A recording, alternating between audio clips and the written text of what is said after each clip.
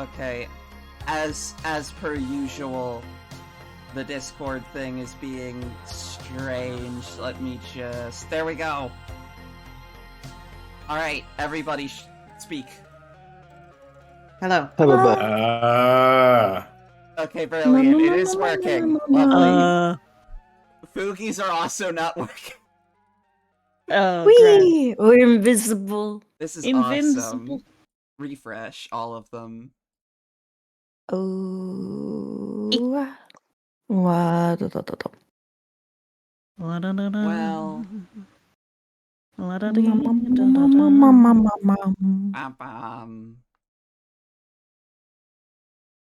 It's not Monster of the Week without a little scuff. I mean... Just to start with.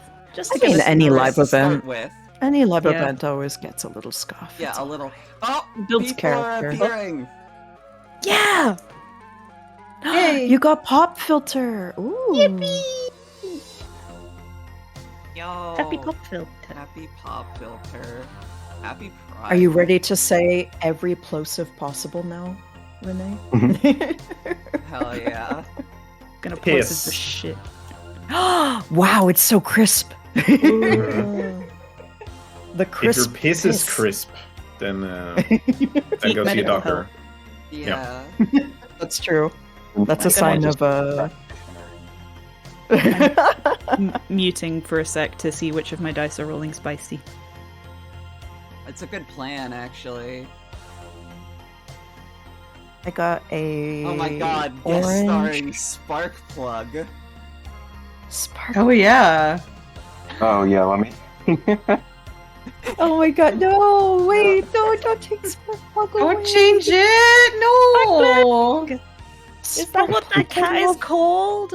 Yeah, Spark Plug. Yeah, Yes. Spark Plug. Spark Plug, I love you so much. You've given me hope. Spark Spark Plug is my favorite thing ever. Hold on. Mick No. has been replaced by Spark Plug. Yeah. Yeah. Well, technically Ghost has. Me, Both of you have. me and Ghost talked about this. They don't want to play as Mick anymore. They want to be Sparky. Yeah. I would like to Everything's the just same except Mick is just like a very small cat. Yeah. Yeah. Oh my god. Then I would pick up Mick and never let them go. We're just like, oh. Run off with Mick. I'm just Kitty. imagining a cat with like a loose tank top on. Yeah. Hey, how's it going? Okay. Just hanging out I mean- under a car. You hear somebody working on a car and then they like roll out the little dolly thing and it's just a tiny little cat. Yeah. Yeah. Exactly. And you're like, yeah. Okay, so, for everyone in chat, welcome back, to Monster of the Week. Okay, so, Calvi is not here yet. She'll be here in about, like, 5 or 10 minutes, something like that. Hopefully. Hopefully, yeah. She's having some computer issues. Hollis, unfortunately, cannot be here today. So even though Mick was not Mick, even though Al was supposed to come back, unfortunately, not today. Gonna put that one on the back burner. Anyway. So, on to a sort of recap. Where we were last session was we started with the whole party being invited to a large feast being held by the Fae encampment to sort of welcome their guests. And, you know, that featured meat, waffles, everything anyone could ask for, bread, desserts, but unfortunately, Sparky could not really engage with much of the meal. Oh, excuse me for a second. Okay. Meat and waffles, yes, exactly. So, he tried to find some blood, by going to the doctor's office and seeing, like, what do you have? What can you do for me? Oh yeah, the doctor offered first. Sorry. Okay.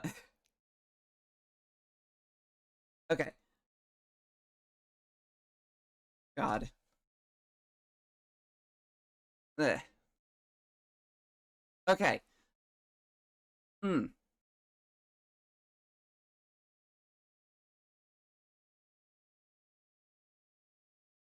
Okay, and then following that, they, you know... What is happening? You alright?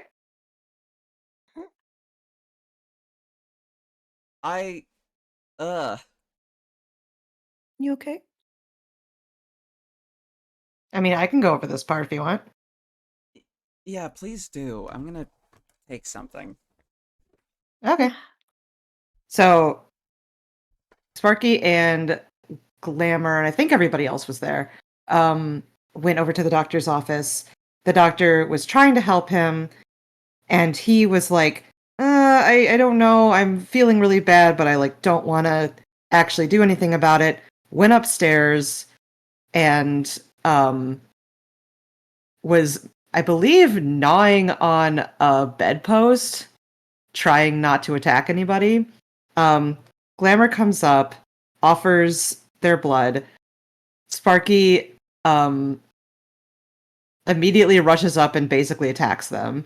And the Glamour's holy armor just happens to work fantastically against vampires. And so this blows him across the room. Who could have foreseen this? Who could have Certainly not foreseen me. this? Who would have thought? Well, because we forgot, so it was like, oh shit, you're right. The Divine Playbook. I forgot. I forgot. Sorry, continue. And then he was like, oh god, I fucked it up. Viola rushes upstairs, and if you remember, Sparky and Viola had made a pact that if he ever attacked anybody, he wanted her to kill him. And he was like, no, no, no, please don't kill me. Again, more like, oh crap, the consequences of my actions. And eventually they all figured out that, like, he's gonna be okay. He may have to, like, take from other people in order to live. A whole stuff about that. And it's gonna be okay. And then I believe if Laz isn't back yet, I do have more notes, but I don't have as detailed of notes. I have. But- Oh, Les? I'm back. I'm a little weh. But yeah, if you guys don't mind, for like the next bit, I would All really right, appreciate that. I have the Fae are weirdly focused on something else instead of the Byakuya attacking them. The leg is gone, stolen Phantom Thief style. The Byakuya attacked Harley, who was one of Robin's moms, and killed her because we weren't good enough about it. Oh yeah, Sparky had the zoomies for a bit. Somebody can talk to spirits, but not living beings. Mick has been discovered in a magical sleep, just like when Buford passed out at the wheel, not because Ghost couldn't be here. Certainly not. Certainly not. I believe we attacked the Byakuya and got rid of them. You did. Yeah. The ones that came into camp. I Yeah. did Calvi! shoot it from Hi, across the Calvi. floor. Calvi, hello. Calvi. Calvi. Buford went Calvi. from playing Super Mario, Super the Mario Game Boy- Brother World, and then Mhm. picking up a hunting rifle as you do. Yep. Yeah. Ready to go. Mm-hmm. And Shirley has gone missing. Shirley has gone missing. All I keep saying they're getting digested, but I think it's probably fine. Mhm. We're like, no, don't be dead. I could be dead. Also, could be dead? Question mark. Would be Fiona I and could be Shadow dead. Breath are rapidly approaching our location in In a a car. car. Al Yeah. fell out of the sky onto the car, and presumably passed out from the impact because because Hollis isn't here. I mean, getting So- hit by a car will really like knock the wind out of you, I guess. Yeah. Yeah. Speaking of Numbers. which, so we were Left supposed behind to- in. Oh, sorry. we were supposed to open on that scene, which is I hilarious. was now gonna it's just open on like- the scene and Al is just lying on the ground, like, is he alive? Family Guy death pose. Okey Yeah, dokey. absolutely. Yeah. Al, you good? There's just a little pool of blood starting to form. Oh no no no no no! Band-Aid. It's just the wasted text on the screen. Renee, yes, exactly. That is what is happening right now. In front of I But yeah, love where- tabletop games because that's the only way that this situation could have happened. It's like big entrance. Oh crap, they're actually dead. But as Mouse pointed out, Laz the is leg got happening stolen right Phantom now. Thief style, as in there was a symbol of the King in Yellow left behind in the space that was holding the leg that Horn had removed. And I'm sure that's fine, maybe. I'm sure that won't have any consequences at all. It's gonna be fine. Everything's fine. Nobody's getting digested, or they are. I don't know. Wasn't the symbol on like a pendant or something? Mm-hmm. It was on a necklace. A long, long chain necklace. So Hornhead took that? Did he give it to someone or? Nah, he just threw it on the ground. Yeah. He was mad. He was very pissed. I mean, fair. Hornhead is like a little temperamental, so like it's not really out of character for Hornhead. Um. Hornhead is great, but needs some therapy. I mean, yeah. That would apply to everybody in this entire story. Mhm. Yeah. Fair. I don't know what you're talking about. Glam is fine. Also, Shirley weirdly disappeared right around when the leg was stolen. She Oh, I did thought leave you- with Ivy and Robin. I thought, yeah, she left with Ivy and Robin. Because those are her friends. But, what's it called?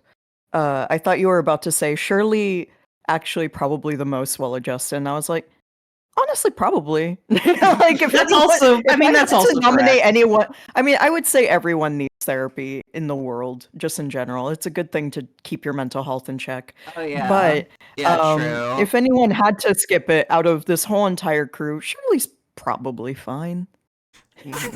Maybe. Maybe. Honestly, I who's the one? mean, who I don't needs know. Can you get the therapy about least being out of the digested? entire crew? she's got her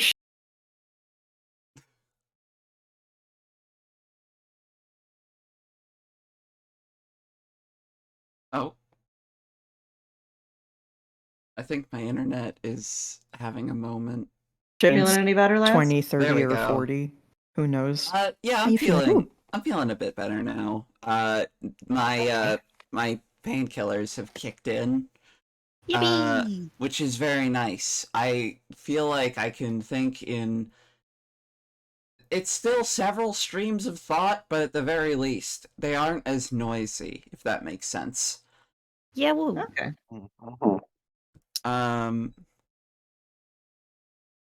Also, I don't feel my shoulder anymore. Well, not in the same way. Don't worry about me. as long as I you will. get...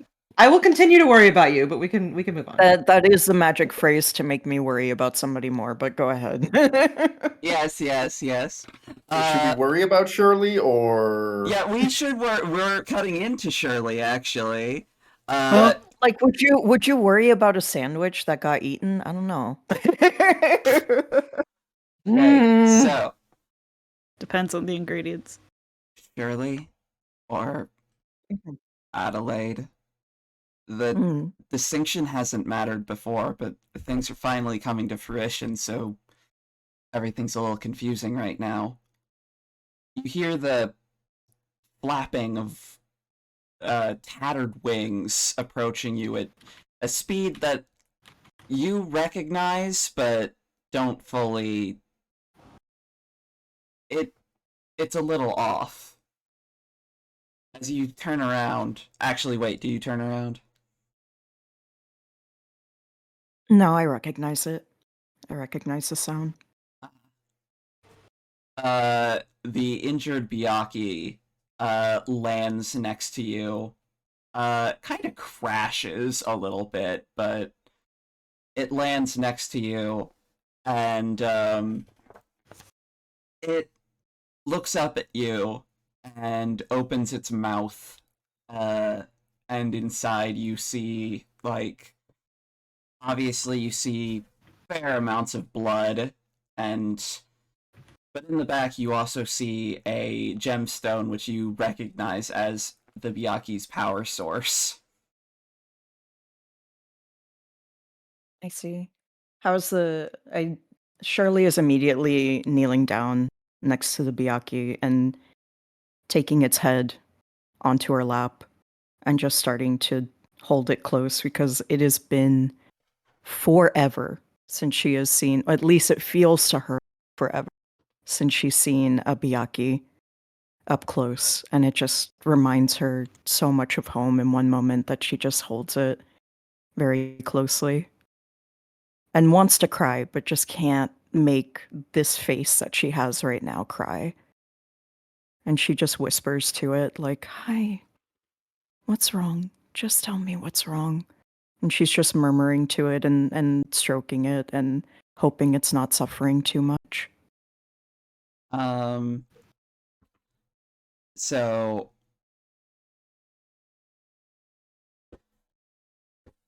it does kind of like whimper, and you can see that there are like tears all along it from like claws, and there's like a giant dent in its side that clearly came from like a hammer. Um, Now, one thing you do remember is while these creatures imitate feeling, they don't actually feel anything. Pain, sadness, they're constructs. That said, It still has. they're really good at imitating it. And this Yeah, one and even though she's looks like known it's that, in pain. and even though she knows that, she probably sees like them getting made, or she has seen in the past getting made before too. Like there's just a part of her that has always felt like throughout her whole life, as Adelaide, that like she just can't help but feel for these little guys whenever they get hurt, and she's just upset that they got sent out to do this thing. And I she love mumbles to it like, "Why? What did you do tonight? What did you do tonight? And why did you have to do this tonight?" how you said little guy when currently this guy is twice your size. Currently. Currently. Currently. But her memory of them is still of them just being little pets for sure. Hmm.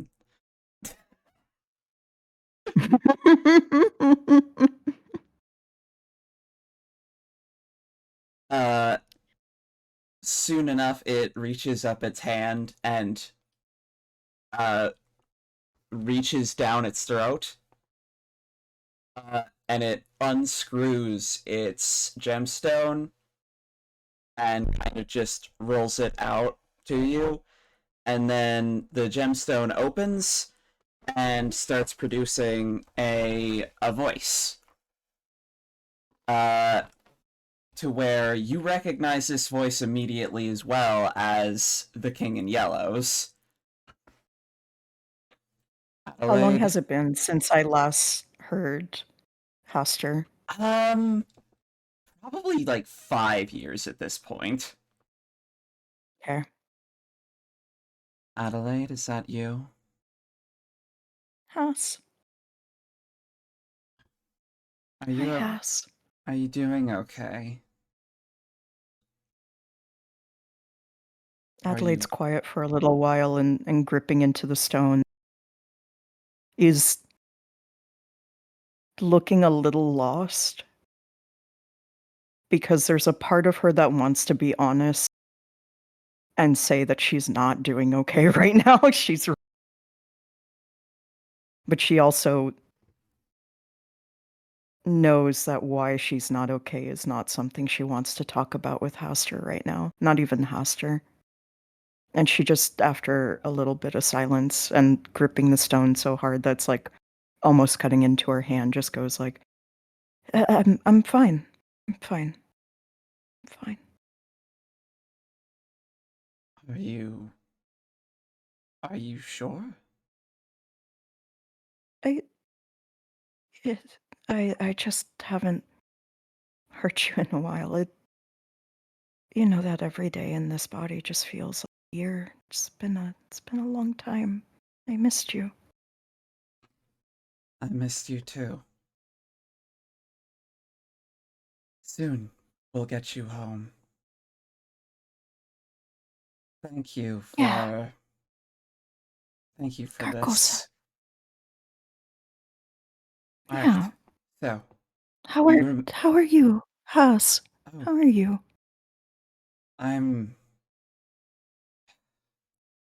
Things have been exhausting here lately, but well, we're so close to, at the very least, this part of the plan coming to a close.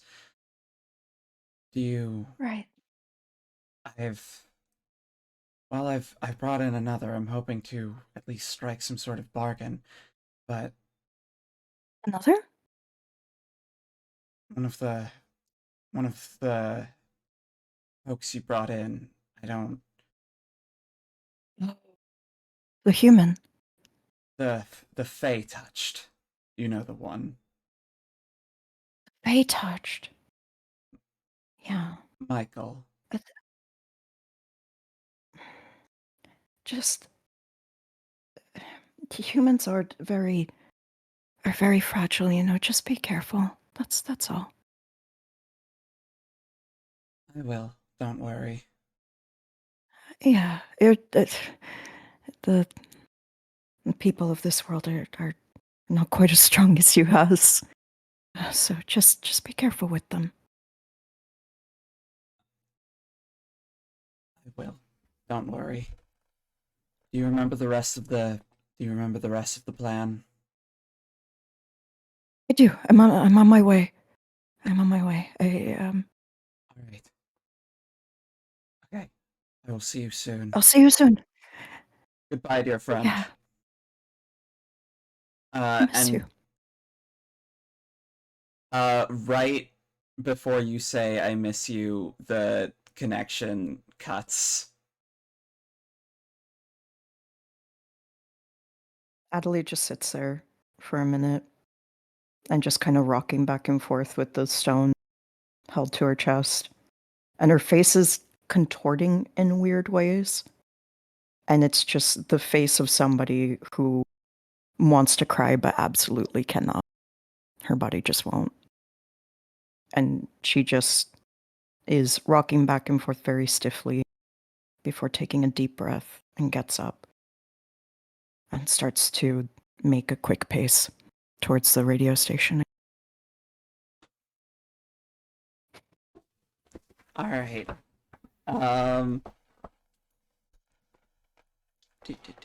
So, as you make your way toward the station, we cut back to the party back in the camp. Oh yeah, real quick. I didn't mention this at the beginning. This art was made by dear friend Camie draws stuff. So shout out. Beautiful. It's lovely. beautiful. We love Camie. Also, go follow Camie. Do it. Oops, hold on. I typed their channel wrong. There's 2 S's. Damn it. Oh, we're raiding. Oh, No, no, no, no, no, No, no, cancel the raid, cancel the raid. Cancel the raid. Abort mission. Turn this car around right now.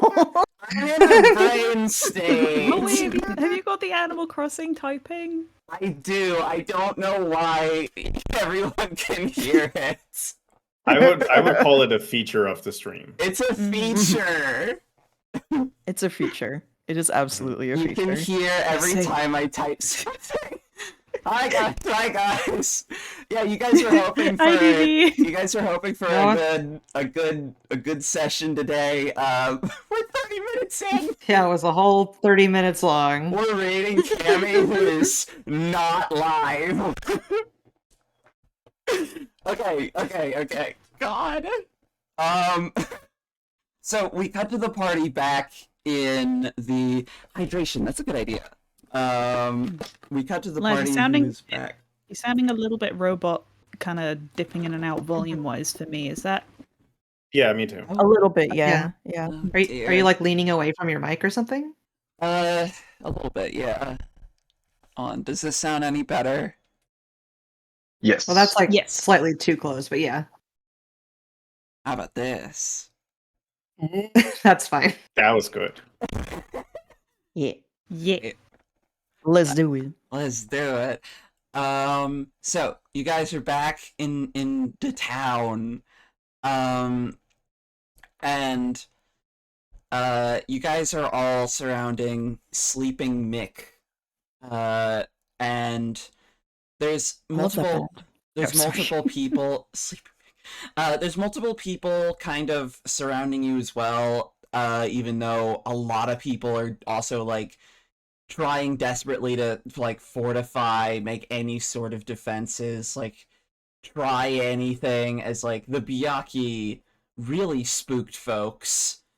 But Sloan and Hornhead are there with you guys, as well as like Harley, Sloan, Hornhead, and Drizzle are there with you, and Harley's dead. I thought Ivy was okay. Ivy is with you. Damn it! Imagine. I mean, Oops. people can be dead and still be there, but In spirit.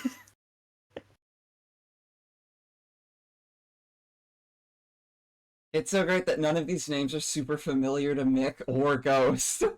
Yeah, they were featured in last session. It is so great because you're asleep right now. Yeah, you're Yeah. sleeping, so that totally makes sense. Uh, You're method acting. uh, Yeah. I also gotta stop reading things that are in the Discord. Yeah. I'm That's why we sorry. put them in the Discord to not distract you. Okay, Oh, I get it. so what are you guys gonna what are you guys gonna do about Mick being asleep?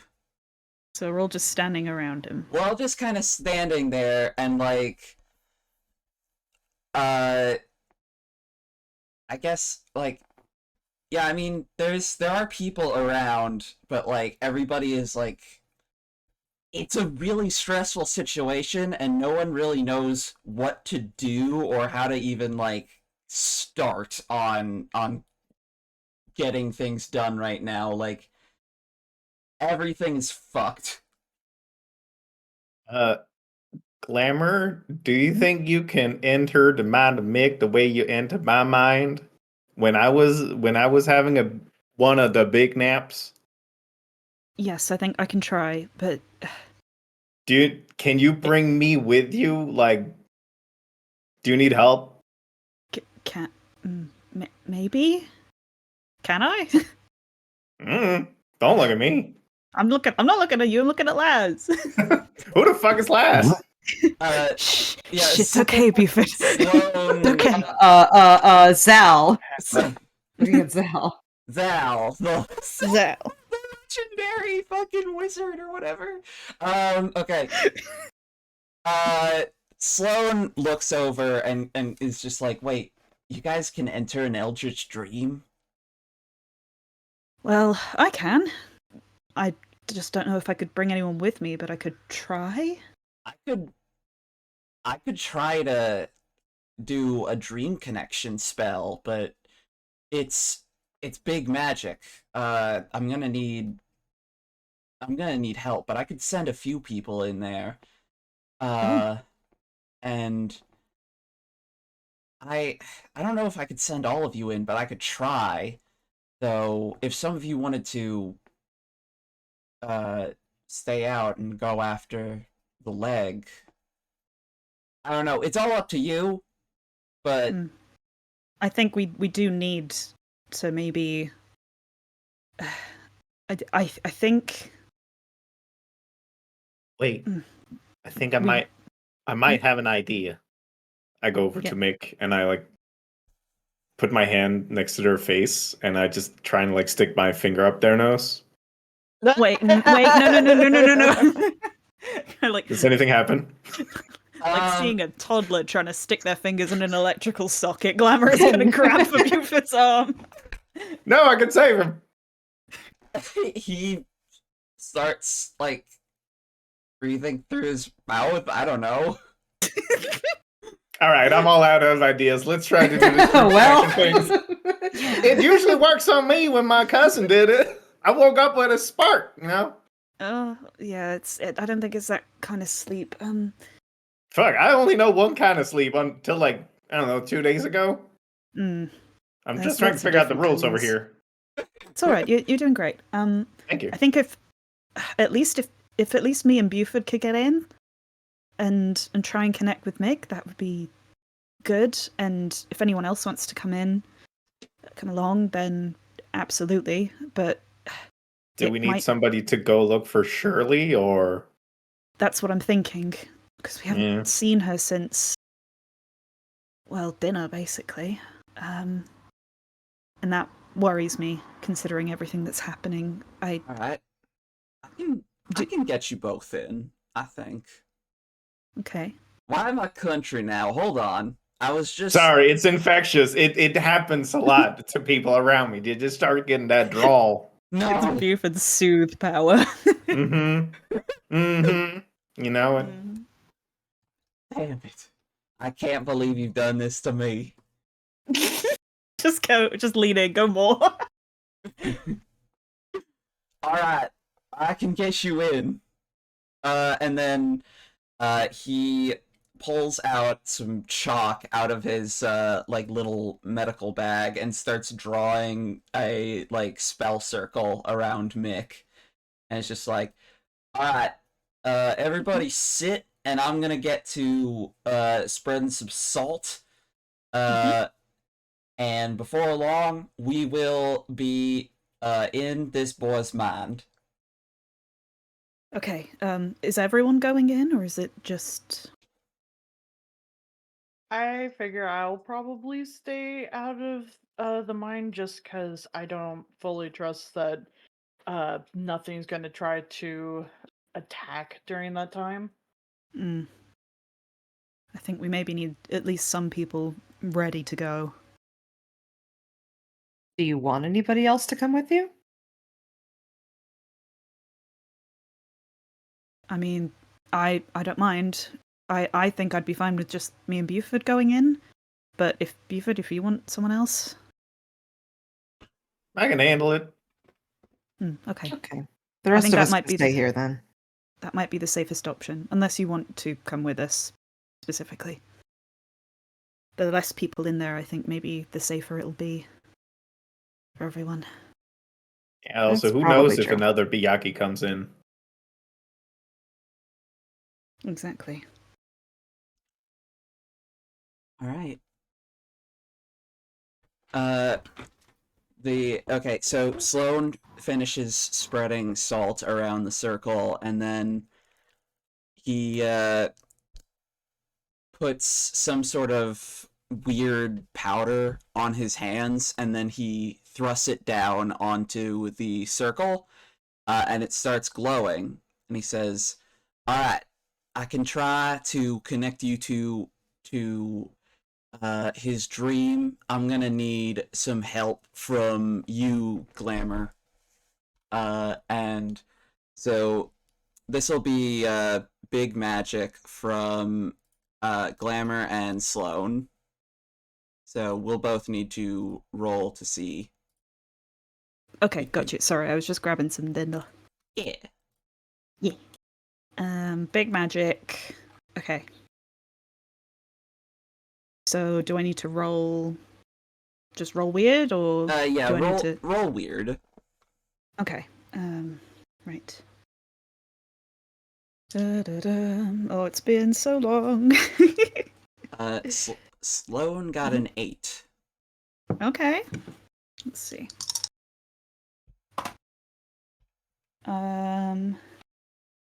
That is, for me, an 11. Alright.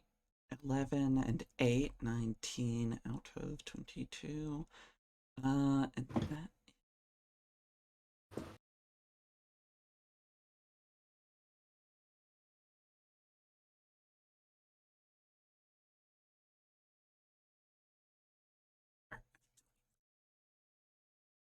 Okay. Alright. So, you see this, like, golden flash, the two of you, and before long, you start kind of feeling this weird drifting void, and you're kind of going through it. Just this weird, yeah, just this weird drift, like, that just seemingly goes on for so long. Now, inside the dream, Mick, you're already in, and currently you're alone in this kind of strange... It's kind of like a hall of sorts. It's purple and, like, dark, but you can tell that it used to be grand at one point.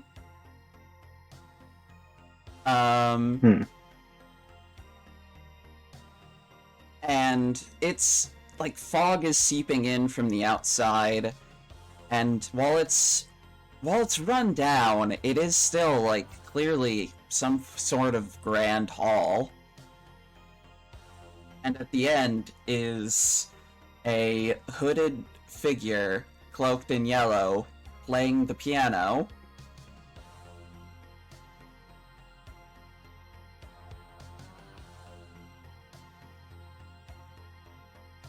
What kind of music are they playing?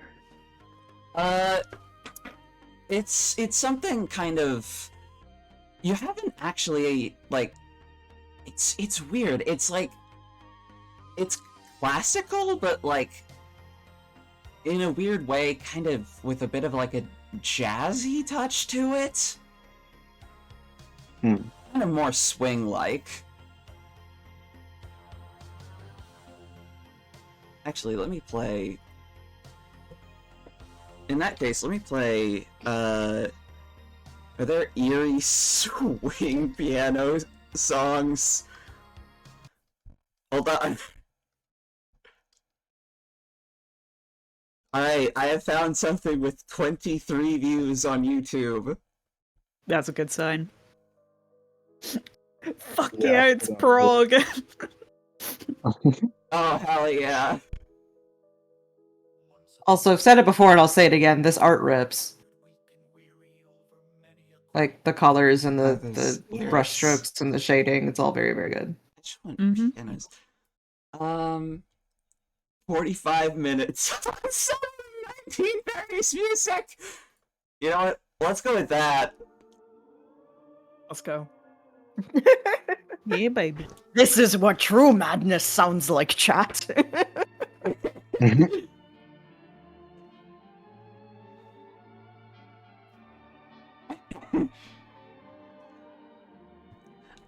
Okay. Oh, yeah. Fuck yeah. Yeah.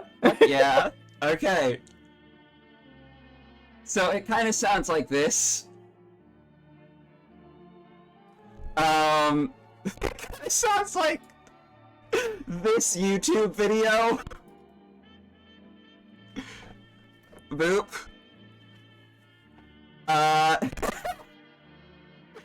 Amazing. And he's not really regarding you. More so waiting for you to approach him. I see. I'll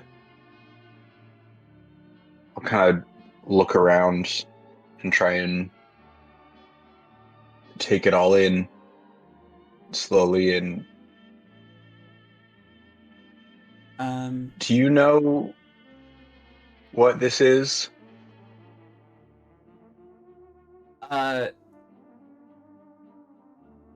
So what exactly are you asking? This is Mick. I'm asking him. Oh! Do you know what this is? This, my friend, is Carcosa. It's my home, and the home of many people like me. I was once its ruler and its god, but now I am just... well, I guess I'm still those things, but I am also its betrayer. It's... well, I did this to them. And I want to pay for my mistakes. And I understand why, to all of you, perhaps I do seem very villainous, I guess you could say. Attacking people of Earth. But I assure you I have a reason. Anyway, to you.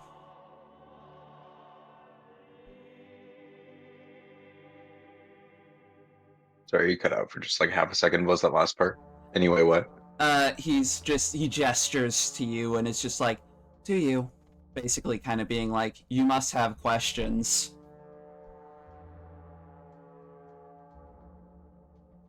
Yeah, I mean, I guess that's a lot to process, huh? What, like... I mean, I just got here. I didn't really know...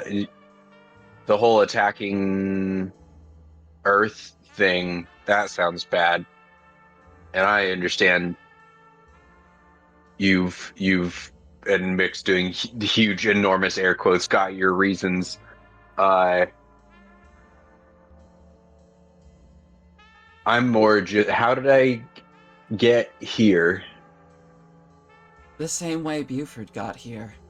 I put you to sleep. Oh. I mean, I guess I've been having a little bit of trouble with it, but I figured just like a pill would help, but that's fine. Is there a reason you've got me here? Well, This is, I mean, you can give me your whole speech if you want, but firstly, Michael, I know I know many things about the world, the worlds, the dimensions. I know what's happening to you. that's exciting. You've probably wondered what the power of love is doing to you. After all, finding out about these new powers that you're developing, I'm sure all of it has been quite the experience, especially as you've just tried to make the world a better place for the people that you love, the woman that you love. You Cut cut out out again. All of last. it has been what? Huh? Where did I cut out? It has been. All of this has. I'm sure all of this has been strange. Damn it.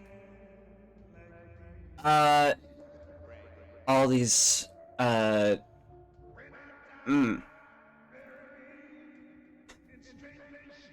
Yeah, I forget exactly what I said, but let me just try and find similar words. Sorry, I've been having some brain issues. No, you're Good. good. Alright. But, yeah, I'm sure all of this has been very strange. These new powers developing, all of these new experiences when you were just trying to make the world a better place for the people that you love, the woman that you love. And then he holds out his hand, and a picture of Fiona just materializes, floating above it.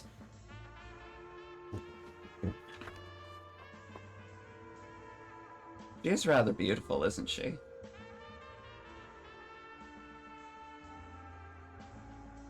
I like to think so. You know, the Fae and the Eldritch, as you know, are technically one and the same. We're just cursed with more unsightly forms and more unruly powers.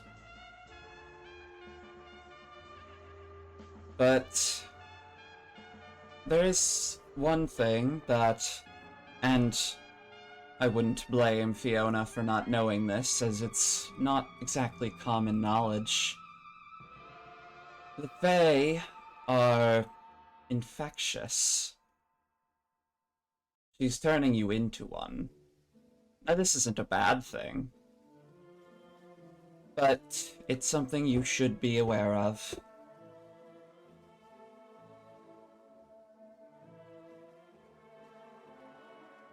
Now, When she said that our type of relationship doesn't happen, and we don't know what'll happen. That's what she means. yes, you have turned into a Fey touched. Basically, a human Damn who's right. transmogrifying into a Fey.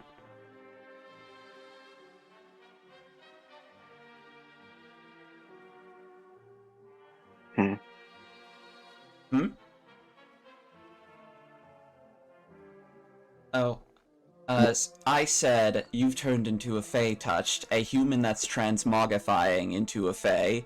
Transmogrifying may not be the correct pronunciation of the word. No, you're good.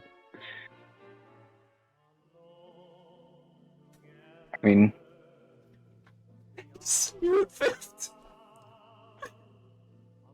That's cute. It's the ancient. Okay. I guess also- that still doesn't answer my question. Why bring me here about it? Oh, Like, that's fine and all. I can make do with that, you know? I think after this time, if there's one thing I've learned, is that being human or being something else don't really mean shit. see, this is why I brought you here. Because you're level-headed, you're calm. You, Mick, are, well, you're open-minded in a way that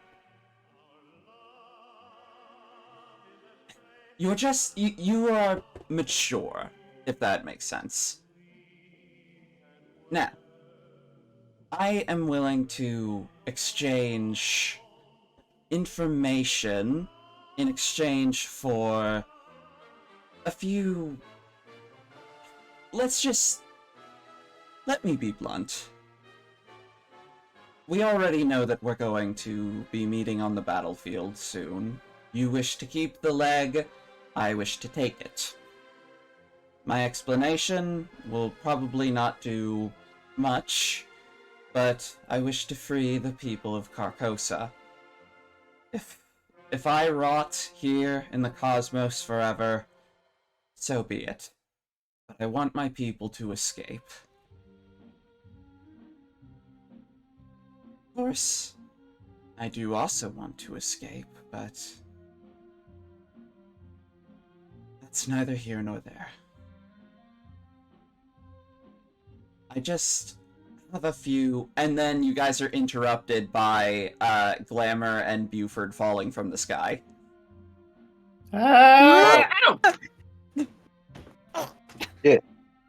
Okay. Now it's a party. Glamour hi, Mick. is... Glamour Hello. is looking pointedly at the floor. Hello, Bufford. Hello, Hey, Lucid Aster. One. So, Fucking... so honestly, I thought it would be very difficult to find you, Mick, because I don't know. Popular media would tell me that the minds of the human is pretty complex, but apparently it's just like one room. Yeah, I'm not. It's not too deep up here, you know. It's kind of one track kind of thing. I mean, it kind of works to our benefit, so I'm not gonna complain. Are Yeah. you Haster, all right? Glamour, Haster. Seem like Hester. yeah, Oh, King name. Yellow. You Yeah. Why did you tell them my... never It's mind. just common decency. It's nice to meet you, Glamour. See? They can be civil. Pleasure to meet you, Hester. As if the name physically pains them to say, which it might do, I don't know. But, It does they- not, but Okay, good. yeah. They are like pointedly not looking at him, remembering last time, and just saying like, I hope you'll forgive me if I can't maintain eye contact. I think it appears something about your nature is rather incompatible with mine, but Of no hard course, feelings. I understand. The last stream was imperfect. Everything was wrong. Which, of course, also meant Should that... I be offended by that? You can choose to be if you'd like, but I wouldn't I take really it that wouldn't. way. Okay, fair enough. Thank you. Why was it imperfect? Well, it was my first time doing it in such a long time. I hadn't had to, but, well, when you all came out here, it sort of put a wrench into a cog? What is the saying? It would require like at least 2 cogs for the wrench to like do anything. Otherwise, it's just like a spinny plate. It's fine. You don't need to. It's idioms. Idioms are difficult, like by nature. So I Spanner in wouldn't the sweat his phone. works. Span in the works. Yeah, that's good. Is that it? It would put a spanner in the works. And we've been planning this for too long to let anything go wrong. I know that feeling. Right. So I guess that kind of brings us to kind of the question of can we resolve this in a peaceful manner? Because I kind of like when things go in a peaceful manner. Well, I would certainly like to resolve it as peacefully as possible, though I do want you to know that violence is never off of the table. I have requirements, I have things that I need, and if we can't see an agreement, then just know I don't make idle threats. Okay. So you have needs. Can you offer anything in return for reconciliatory purposes?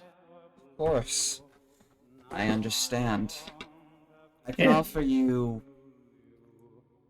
in exchange for the leg of Oberon, letting the spirits of the dead trapped here go free, and letting my people go free. In exchange for all of those things, I can offer you boundless treasure of Carcosa, information in regards to well, whatever you want, I guess. As long as I understand it, as long as I know what it means. What can you offer the Fae, whose ownership of the leg you are... That is their protection. That is what keeps them safe from not just you, but all manner of threats. I understand wanting to protect your own people, but surely there's another way than have it be at the expense of theirs.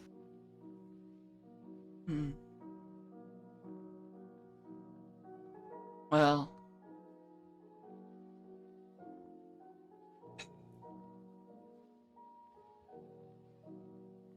I suppose I could leave behind the Byakuya to guard them, but I'm fairly certain one of the Byakuya just killed one of the members of the Fae community, so I think that would be just a really bad idea.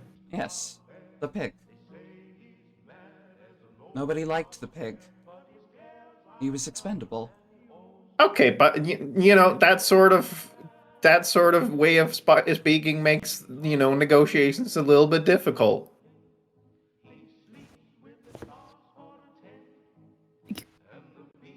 Do we know that Understandable. Harley is dead? Was killed by it? Yes, you do.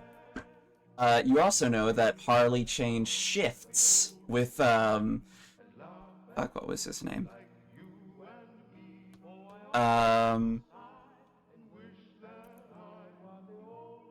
Shul, the Shul. And Shul Gruok. is the pig that Yes. he's Oh. thinking of.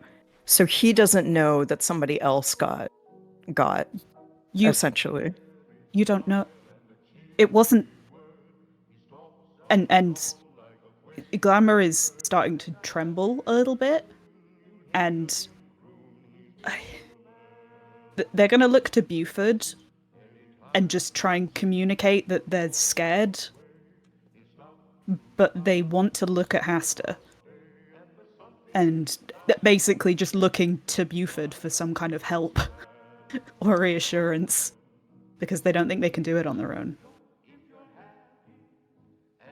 I don't know if this is soothing, but if you look over at Buford looks like he's locked the fuck in. Like he's very focused and he's not trying to like portray any worry. He's just kind of very focused on this task right now. Yeah. I think they... How's Mick feeling during all this?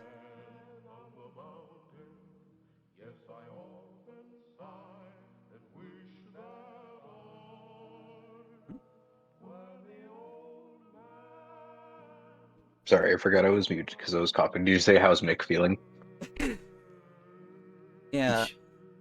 Yeah, how's Mick feeling during these sort of negotiations? Yeah, just head whipping back and forth. There's so much being talked about and so much that he does not. There's a lot of terms and phrases being thrown around that are not familiar. He's in a very strange, like, just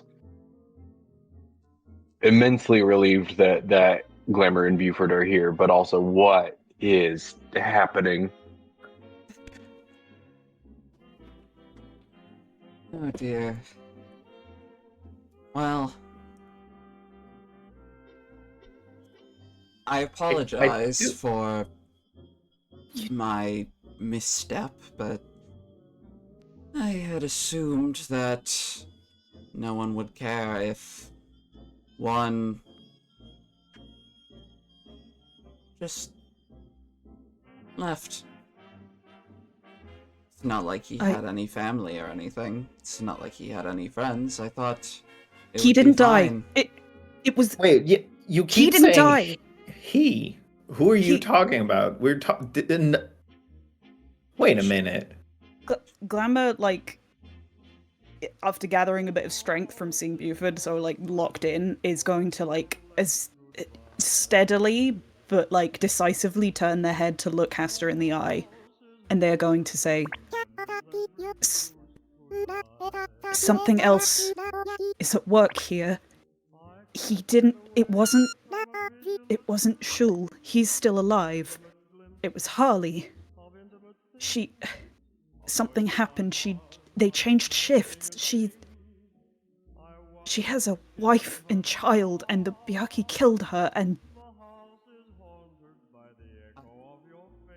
Yeah, we have a situation here where either you're not in control because somebody else died, or you're not as kingly as you seem, so you tell me what's happening. This is strange. Everything was supposed to go perfectly to plan. I had the guard rotations planned out for months in advance. Things rarely do. Huh. How did that... Well, a tragic loss, but... She looks No, strange. no. You don't get to say but now. Well, what do you want me to do? I want you to cooperate now because you're not in control anymore. So you need to let us handle this situation and you need to not be in our way. So you tell us what you were doing so we can understand the situation before whatever is fucking with you is fucking with the Fae. I don't know, destroys both of you. I don't know. But whoever is strong enough to fuck with you is somebody I would be worried about. Right. Well, I can tell you that our plan was for Shirley to make her way to the radio station and then shed her human identity, re-enter Carcosa, and then the leg would be in our possession, allowing me to grow to enough power to where I could open the portal myself wherever I wanted. What Who do is you Shirley want? to you? Shirley, or Adelaide, is one of my closest friends. We've known each other since before the splitting of the L. She is an L and a demon. And she has been treated just as wrongly as I have across the many years. She's very important to me. It is also why I request that you do not harm her in any way. She's been through enough. I lean over to Glamour and I'm like kind of waving Mick to also get over here. Hey, I'm not really good with diplomacy, but that seems like Shirley should not have been hired for this, so we might have bigger issues. That's all. All right. She's been... Well, she hasn't just been hiding from us. She's been working for the Foundation for decades. I mean, we know the Foundation has like sketchy hiring practices, pointing at myself, pointing at Mick, but that's at me. Sorry, let me, you know what? Yeah, fair. Actually, One of most. the best background checks, I would say. No. Who knows what I could be hiding? All right, quick. Great. Table this real quick. Haster, you say that Adelaide has been through enough. I'm going to return back to my previous statement in that I need as much information as possible to resolve this in the best possible way. So I need to understand Shirley / Adelaide. Adelaide's story does not belong to you, nor does it belong to me. You simply must trust me when it comes to her. No, I'm going to ask her then when we get to that tower confrontation. Understandable. Yeah. I'm glad you see it that way. You met before the splitting of the L. Yes. What happened?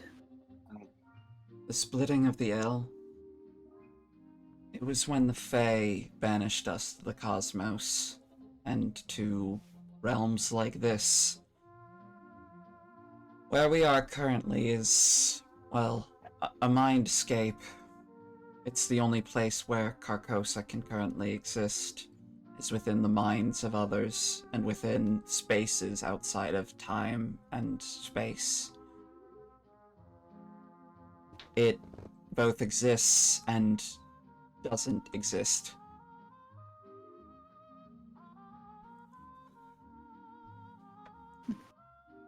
But the Fae banished us there, and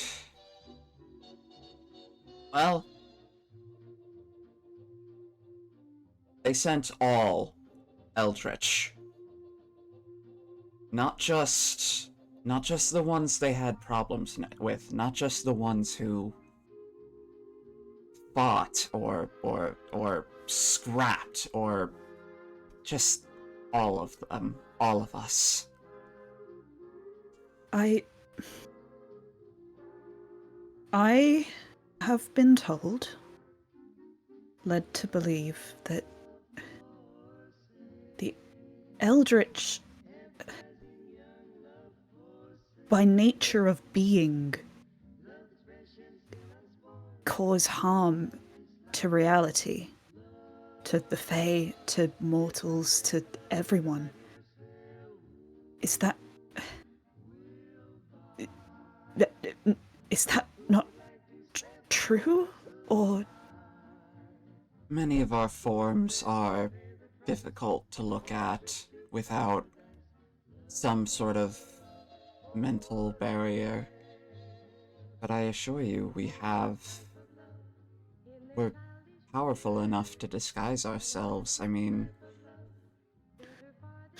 like you, like Fate herself, we're not infinite power springs that just can't contain ourselves. We have ways of showing ourselves that aren't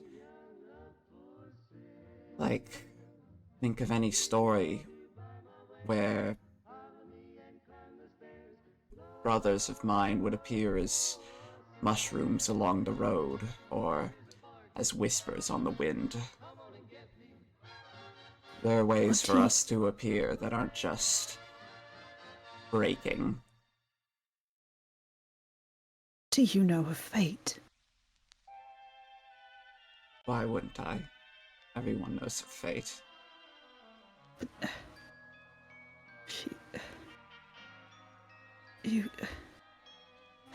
Sam, are you good? I don't know. I need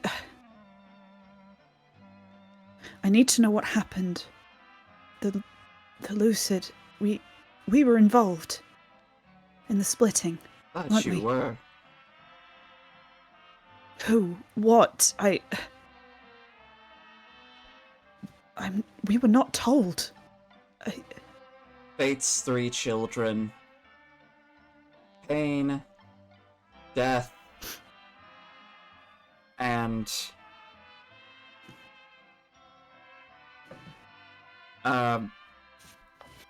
shit, where's the note on this? It's okay, I'm getting my notes too. Pain, death, and truth. Glamour full body flinches when they mention pain. Why?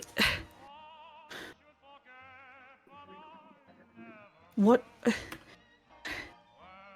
They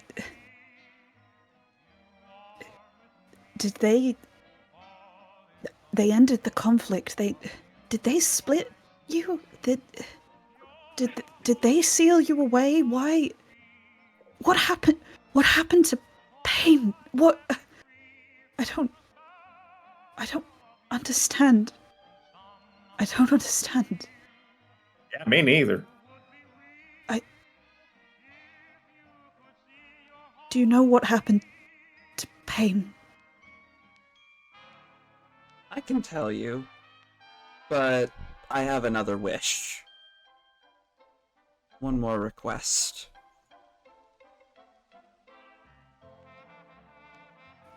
What is it? When the portal opens, if you let me open the portal, I want to take a moment in the sunlight. Just allow me a moment before anything happens, before we start whatever may come. I just wish to bask in the warmth one last time. Done.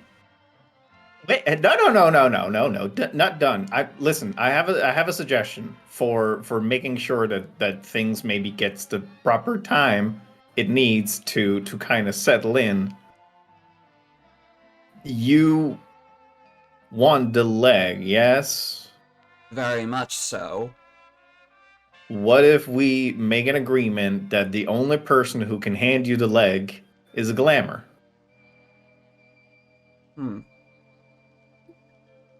I could do that.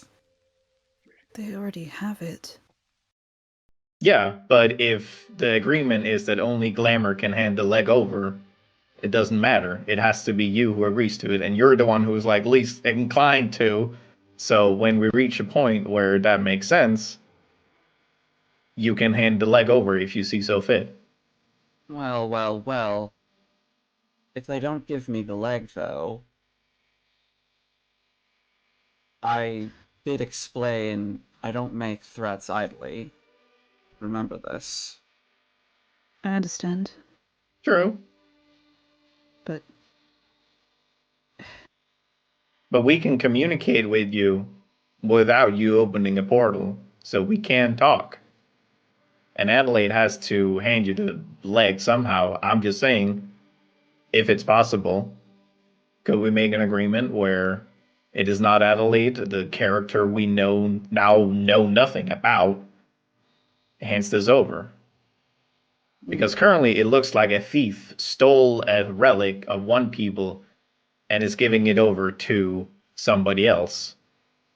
And that looks bad. That's gonna be bad. That's just gonna be bad. What I'm saying is, external partners, talking, listening, having a chit chat, and maybe a little bit of sunlight. I think they'll do good, and we can listen to people, you know? I don't want to fight. You are gods, and if I go into a fight with y'all, somebody's gonna die, and the chances it's me is, I would say it's like a solid 60%, and I don't like those odds. Well, in that case, fine. If I can get the leg, then Glamour can be the one to hand it over. But I will get that leg. if we come to a peaceful agreement, I will cross the threshold and give you the leg. Thank you. Uh, Now, what and would you you like can- to know? Oh, what did you... Yeah, you go. And you can stand in the sun for a moment, as long as you need. Just tell me what happened to Pain, if you know. What I know about Pain is... They weren't originally known as Pain. They gained that name after the splitting. They gained that name after being cursed for what they did. Now, what they did was a secondary effect following the splitting. They did, of course, join their siblings and the Fae in being Destiny's plaything and sending us to the cosmos. But the thing that they did was, well, even that I don't know. They...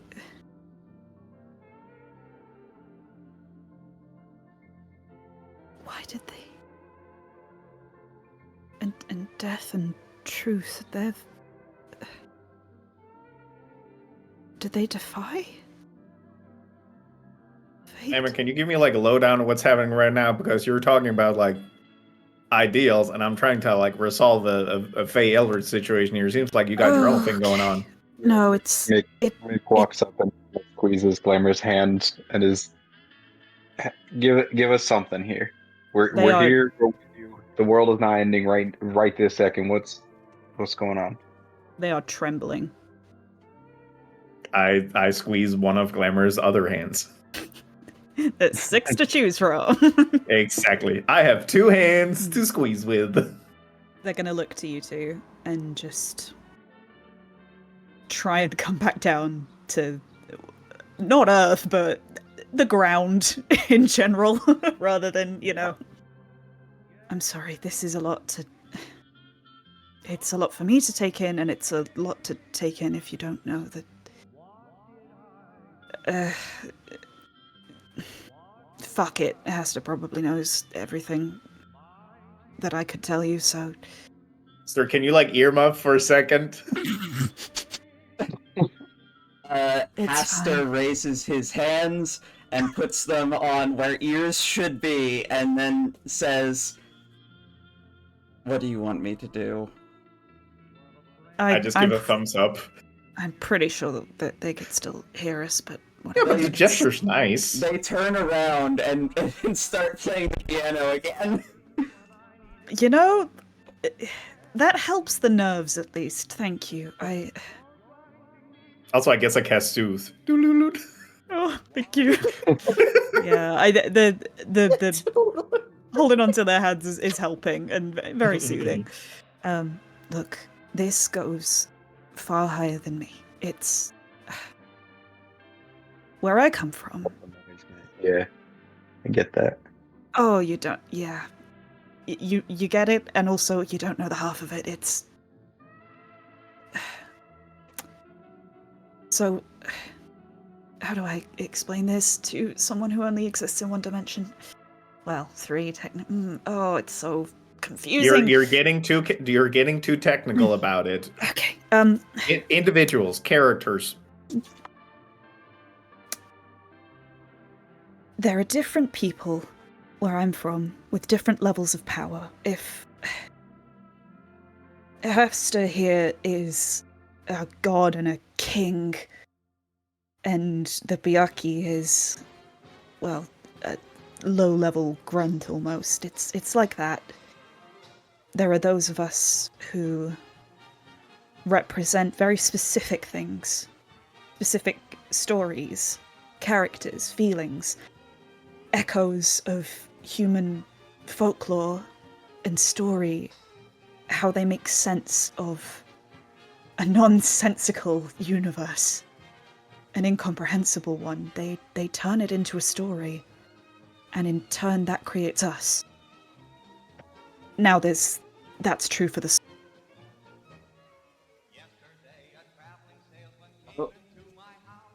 concepts. Juno, you cut out there. Oh no! Am I back? Yeah. I hear Juno. Oh.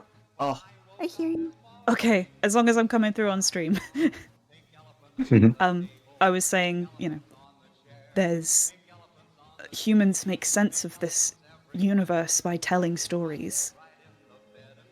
And those stories, in turn, create us, the lucid.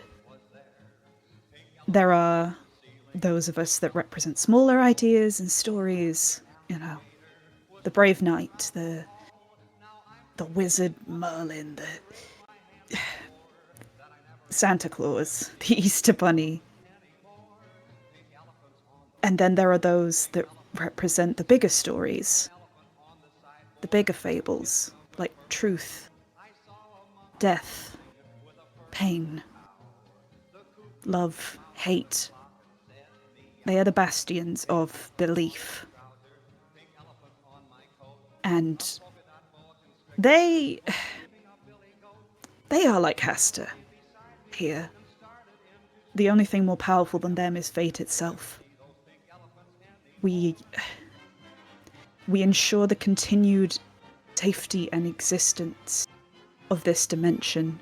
We were tasked to protect it by fate. At all costs. That's why I'm here. That's why I'm so stressed out all the time. But something happened that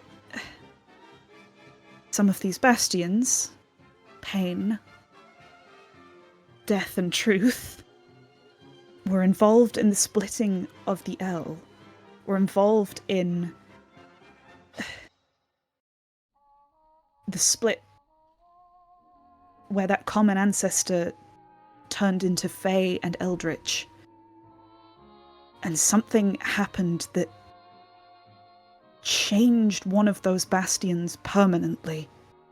They weren't always pain, they were something else. They did something and were punished for it. And it's not talked about. We don't talk about it. It's just this unsettling, cautionary tale. We're inside Mick's mind right now. Like, I don't even know if we exist in some sort of capacity. You can tell us. It's fine. You can tell us whatever. Yeah. I know. It. Mick, just forget about it later. They can't. They can't No. hear you right now. Haster, I said earmuffs. You know, Uh, I actually don't mind Hester. Fair. Hester banging tune. yeah. I don't mind Astra hearing if they can't hear, because So,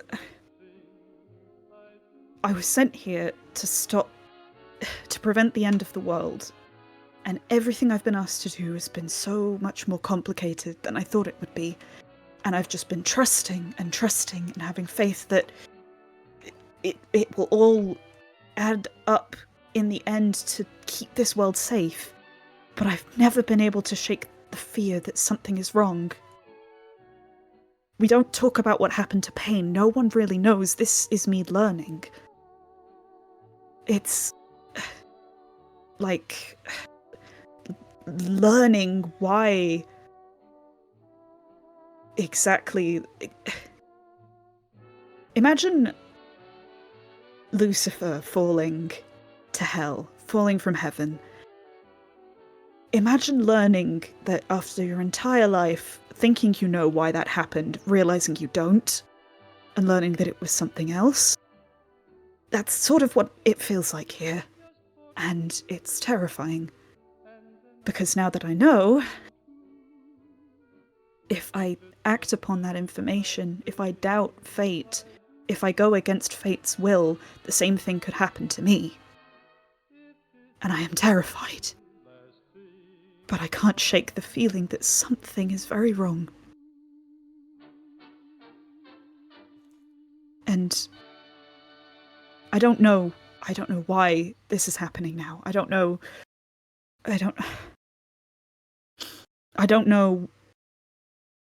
what the way through is. I can't promise that there won't be a fight. If we go back,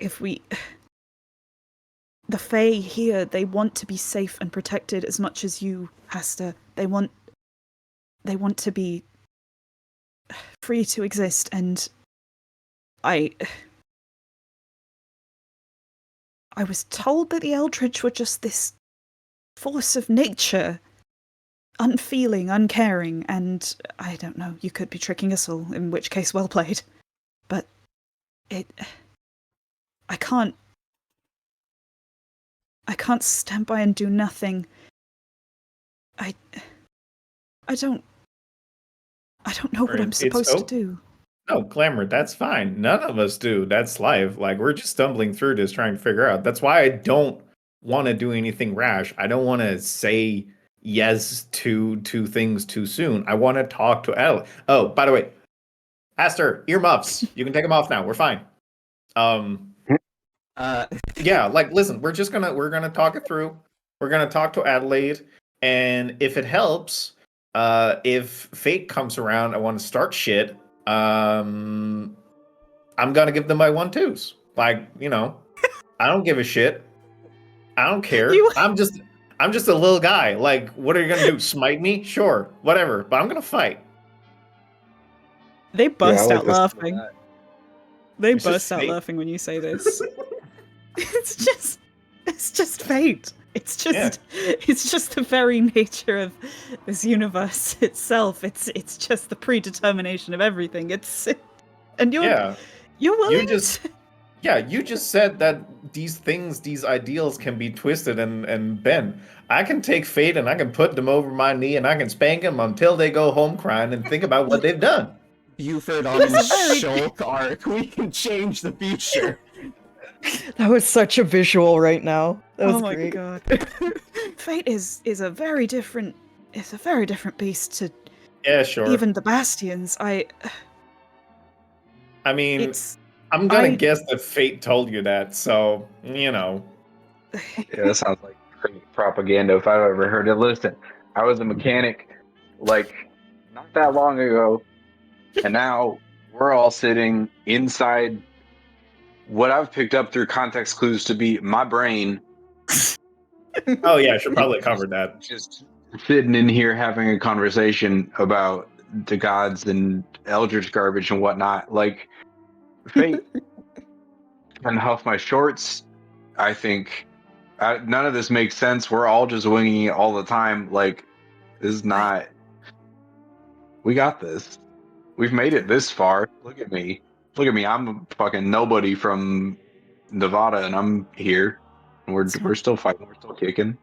That's not true. You're important. Giver's doing a quick dab. I was first sent to your group for a reason. You are going to be... Well, what I've been told is that you're going to be instrumental in saving this world, and I am... Even if I were to doubt the nature of my mission and what I'm doing, something is coming. I don't know what. And I'm scared that this is a part of it.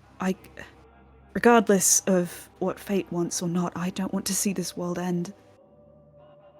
And No, I'm quite fond of this one, so I'm gonna see if I can make this one stick. Yeah, I think I'm gonna be around for a bit longer. Mm-hmm. Regardless of what anybody says about it. Also, if we do end up being instrumental to the saving of the world, it's because we did it, not because fate said it. All right. I'm gonna fight back on that notion. They ain't gonna take my credit. No, sirree. If they want to save the world, they better get greasy, you know. When they make a statue of us at the end, they're not going to put "and fate" at the bottom. It's just going to be us. Well, you wouldn't put "and all the oxygen I breathed" on that statue as well, but it did probably kind of help you in the process. It's more complicated. I'm more inclined to add oxygen than fate, if I'm going to be honest. I've never met them, but they seem like kind of a dick. Do you think they'll let me put like a shout out to my mom at the bottom or something? Oh, can I do that too? If I'm allowed to weigh in, I also. Oh yeah, sure. Sorry. I also think that fate is kind of a dick. Thank you. That's what I'm saying. Uh-huh. I've been here for like 20 minutes. We finally got one goddamn thing we can agree on. I go over and I shake his hand. His hand is covered in slime. You know what? I've seen worse, and I just grab it, and then I try and hide behind Glamour a little bit to wipe it off on my pants. Glamour is having their entire reality shifted, and everyone else is just kind of like going around like, yeah, I think Fate's a bit of a dick, and they're like, you know what? I don't know if I'd be able to say it outside of this space, but God, they're a fucking asshole to work for. They give me nothing. Let's go! Woo! They give me nothing. I get a vague vision. I get a vague little tidbit of information like, ooh, and then there's this, and there's gonna be a guy jumping out, and you gotta stop the thing from happening, and I don't know what that entails, and and then, hey, you know that wizard, that weird fucking wizard that you found in the... And Hero's being a real dickhead. Yeah, you've got to give him the phylactery. You got to sneak away and give it to him and lie to everyone. And Hey. they stop. Hey, Glamour. Glamour, want to circle back on that one? Oh, sorry. 1 second. Haster, earmuffs. Haster goes back to the piano. Thank you. He's such a mensch, and this is. I'm really pivoting. He's a good dude.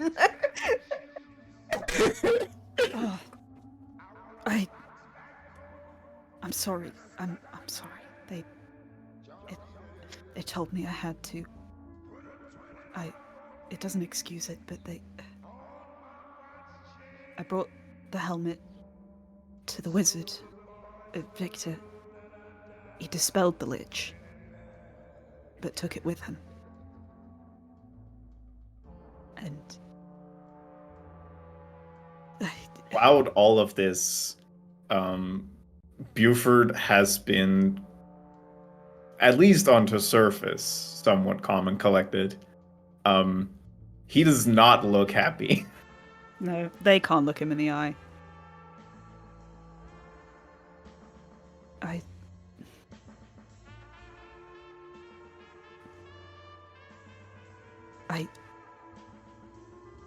All I can say is that No, give me a moment. Give me a moment. All right. We will deal with that after.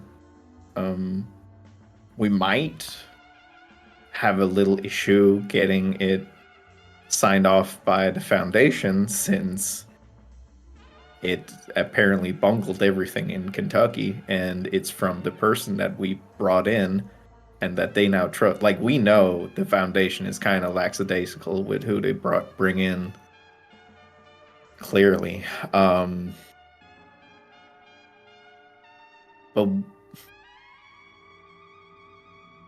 we okayed you, and that's not okay. I get that you feel pressure, and we had only met, and the only reason I'm so mad is because I really appreciate you. So we are going to fix this, and then we're gonna kick Fate in the dick. Does Fate have what sort? We're gonna kick Fate, just non-specific.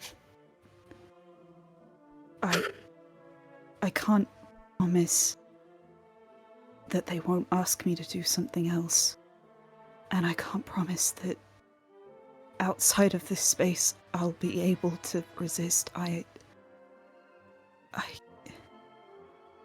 We will need to invent a system. If minds are safe and you can enter the mind of other people, you know, we have a way to communicate, and we can stop hiding things from each other. So next time Fate comes around and tells you to do something that is absolutely, asinine, tell me to go take a nap.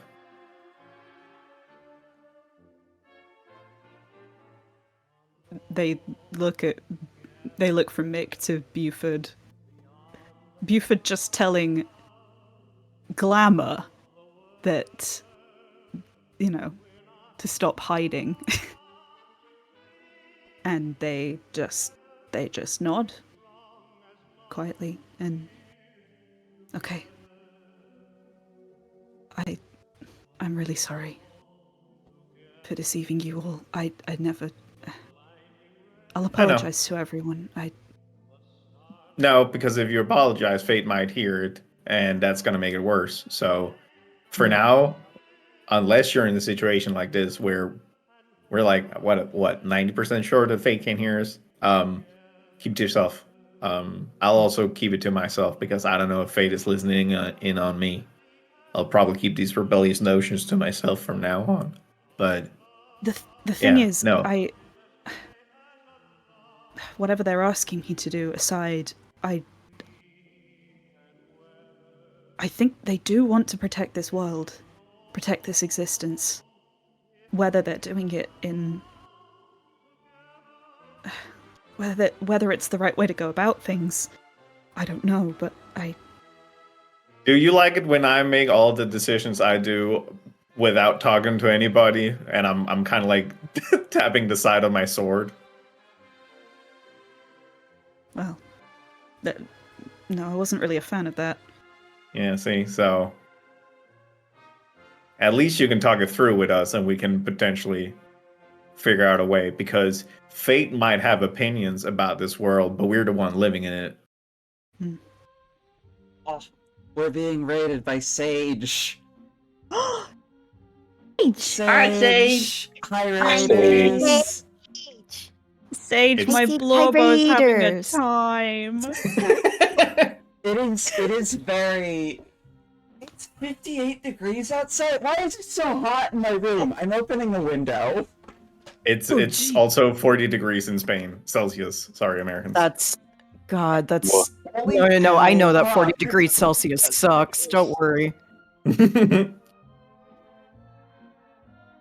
People man, die at Sage. 42 body temp, so 40. Yeah. Yeah. No. I 40 is know. I bad. know. Sage. Sage, please be safe. Please be safe. I am I'm so happy throwing, to see you always, but please be safe. Mwah. Sage, throwing ice water over you. dive into ice. Ice. Become ice. Yeah. Sage, crawl into the freezer, but make sure that you have oxygen. Thank you for shouting out, Sage. Whichever mod got Yeah, that. waterboard your ass. Wait, is waterboarding your ass just douching, or is Yeah, that that's okay? No, that's just continue. the fancy Japanese toilets. Oh, okay. Okay. Yeah. You're For so all good. raiders, if you want a quick lowdown of the scene that is currently happening, we're inside the mind of Mick, which is SmallGhostBigThot. Glamour and my character Bufford are having a discussion about King and Fate in their regions.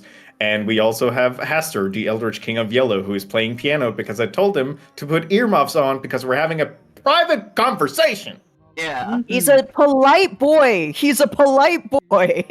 They are Glamour they is are really very starting to cooperative. believe it. Yeah, he could I've be been a saying dick this about the this, but whole he's like, time. all right, yeah. I Listen, agree where with I'm- you. I don't know why we're yelling. Listen, where I'm from, we're giving people the right of hospitality. We're giving them a little bit of love, even though they might seem a little bit strange.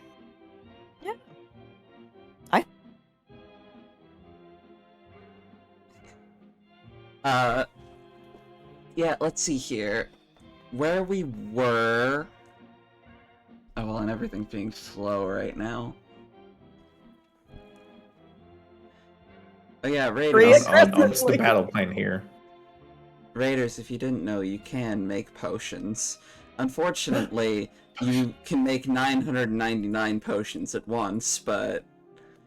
Future is now. The future's now. I don't know how to fix that. So I'm probably gonna remove Oh, the shit. they have performed alchemy amount of times. But Splash, a fun fact. A different party member is a Fae. Technically. No, Fae mix touched. the mix the Fae Fae. STI. FTI. Fae transmitted. Is it HTF, human to Fae? Is this Yeah. anything? Yeah. Yeah. Mick, if it's been burning when you pee, now you know. Among everything else. So much. Yeah. Also, if anyone doesn't know, I'm playing a 6-foot something tall, weird, fucked up bunny angel with 6 arms who's currently getting deprogrammed. You know what? Yeah. How to explain? How to explain? And I'm guessing as a human that everybody is finding out time. It's You're not a fine. human. Yeah. No. I Everybody mean, just well, found okay, that actually, out. it's complicated, but we'll get there. We'll get You there. can't This is your put- scene now. You can't put the Eldritch Entity cat back in the bag now. Yeah. No, but it is complicated. We'll get there. We'll get there. Okay. Focus on you right now. Focus on you. Don't worry about it. Let's finish this Okay. conversation and then we'll cut soon. Okay. Blah. Yeah. I think Glamour's gonna sort of look at them and say, okay, right, that was a lot. Sorry, just something that's been weighing on my mind for 800 years, and this is the first time I've ever been able to actually speak about it. A little bit distracted, but what matters now is finding a way through this and maybe finding some kind of accord. between the Fae and the Eldritch. I mean, they used to be one people at one point, so you know, there might be a way to talk us out of this. You know me, I love talking. But we need to find Adelaide because they apparently have a bigger role in this than first expected, and It seems she does. whoever is humdiggering, whoever is being a tomfooler or whatever. Hester, what do you plan to do with the leg? What will happen to it when you use it to create this portal? Will it be destroyed, or? Well, I plan to do many things with it. Firstly, I wish for the dead to walk. I wish for the dead of Carcosa to finally go free. They've been trapped here for too long, and it's finally time that they've reached their afterlife. I wish for the Carcosans, who aren't even eldritch beings, or at least they weren't, to go free and finally be freed from this city and find a new life somewhere outside of here. From there, it's just... I would like to escape myself, but I'm not ready for that yet, and the leg wouldn't be enough anyways. Me and some of the actual Eldritch folk wouldn't be able to fully leave without more pieces of Oberon, which would mean that we would be continuing our efforts at some point in the future.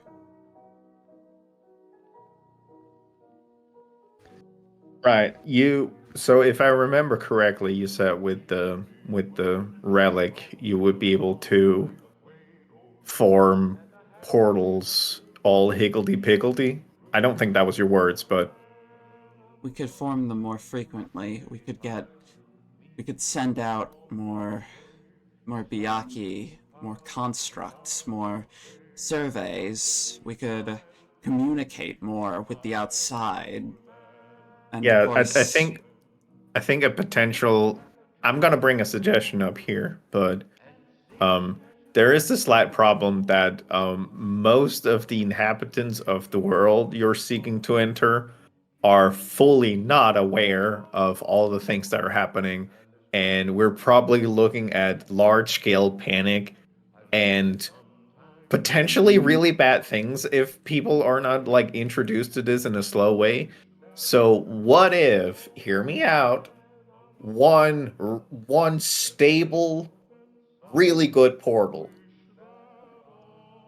I just know that if we gave you the power to manifest everywhere at a frequent pace, I would be worried. But if we had like one place where we had some sort of exchange between the two communities, it could happen in a slower pace. Just give me a nod or something if this like feels like something that could be a thing. I'm just trying to say like rushing this might be a really bad idea. We could help. in that case, If we can keep it contained to one portal, to one place where it's safe, not just for the people of Earth, but for you all to be, as has been done with the Fae. Unsuccessfully in some ways, but that's... I mean, there will be frictions, but if we have one spot, we can help people out with the readjustment. We can talk to people, and if you're saying that Carcosa has riches and treasures and whatever, maybe the Fae community could benefit from this. Maybe they could set up new protective wards against other things, because currently the situation is that over the course of the night, an innocent person of the Fae community has been killed by somebody from the Eldritch community. So it is a really bad situation right now. So I'm trying to just present with the the most chill approach that we can do. Well, if the Fae are willing to help maintain a portal, or if the Carcossans are willing to maintain a portal outside, then we could have one stationary portal. And of course, we have many different artifacts in here from our own time in the sun, as well as our time in the darkness, that I could certainly look for some form of protection for them, if not just having my people try to protect them. That would be a start. This is only, of I course, don't know if how they much they agree to will. this, but Yeah. Listen, you're open to negotiations. You're still listening to when we talk. So I feel like, we're still at a good spot right now. We can sort this out. There will probably be some Anchor people because somebody died. So We need to find out what happened. yeah, We need to find out what happened with Harley, because clearly something affected her, and it clearly wasn't you, Hester. So who was it?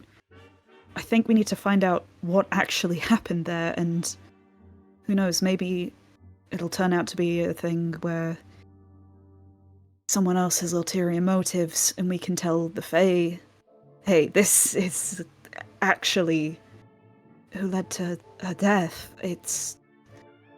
Yeah. Oh, but you're gonna just let that other guy die, and oh god, it's so messy!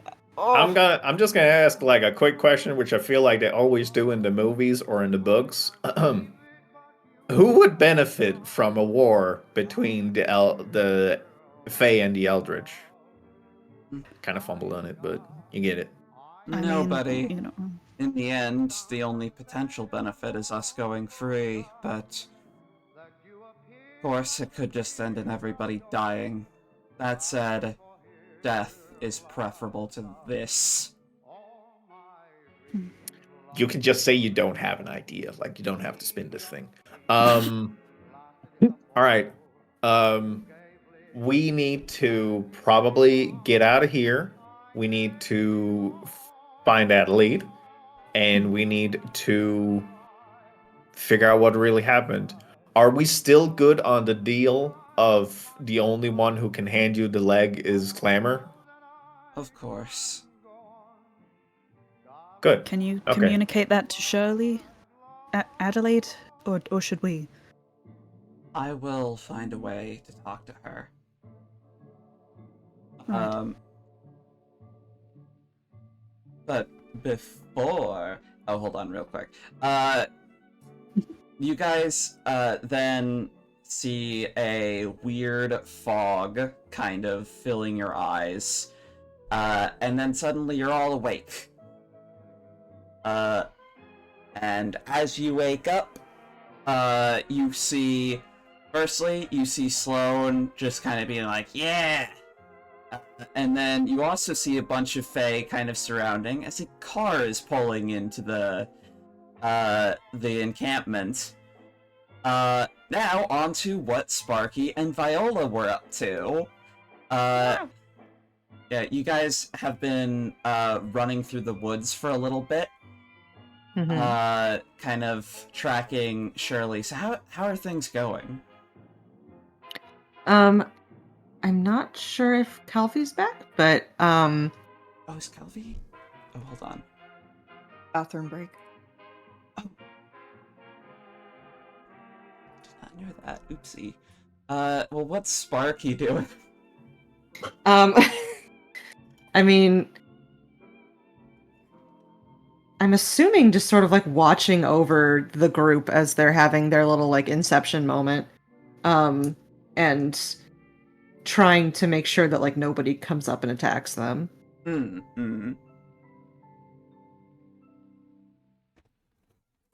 Don't say butt spark plug, because it makes it's not a good No, but I mean, why would you never think of spark plug? No, that's not. I'm just saying. But no, No. Okay, no, don't okay, ruin okay. spark plug for me. Don't.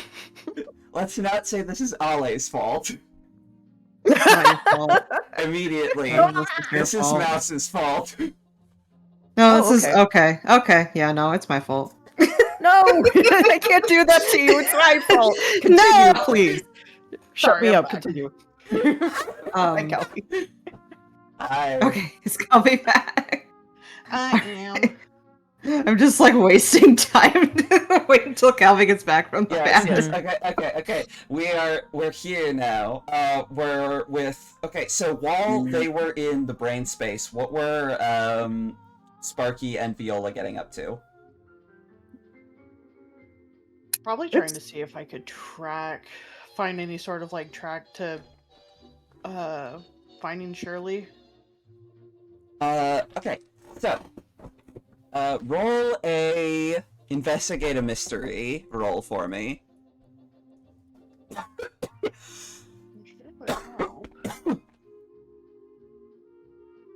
Oh yeah, rolling dice. Rolling dice. They're not just for stacking while you're listening to people talk? They're not just for chewing on while thinking about life. You said They're definitely for investigate a mystery, right? Yeah, investigate a mystery. There probably should have been some. Sharp, so that's 11. Probably should have been some roll charm. Nah, no, it's fine. Hey. Who needs them? That is an 11. I mean, I think everybody's pretty. Okay, yes, yeah, 11. So that is a success, so you get 2 questions. And, okay, so you do kind of find, like, some evidence of Shirley being here. And, we can kind of get into that with your 2 questions.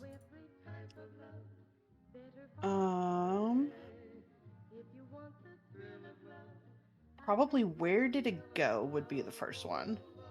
Okay, so you can see, immediately you can pick up on some very specific tracks that stand out amongst the rest. One of the legs appears to walk with some form of limp with these, and you recall Shirley walking with a similar limp. And these tracks lead well into the woods, and just, they go straight the direction where, like, the Byakhee flew afterwards. These are some older tracks, so you're not sure how far they'll go, but you can see that they definitely go into the woods, at the very least. Okay. Also, hi, Camie. How about what was it going to do? What was it going to do?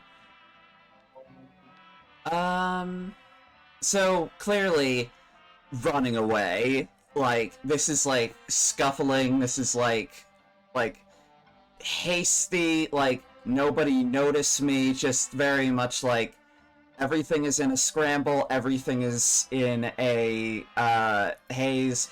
Nobody noticed me. I'm getting out of here. Like, very frantic. That makes sense. At the very least, then we have a trail to, it sounds like, follow? Yeah. Yeah, you've got a good trail. I'll probably call Sparky over and point out the fact that not only is there a trail, but it's most likely Shirley because of the limp. Oh no! And then you said they were older. Like how much older do you think? Probably a few hours at this point. I see. So not days, but hours. Yeah. Is that about when the leg went missing? About when the leg went missing, yeah. A little Okay. after dinner.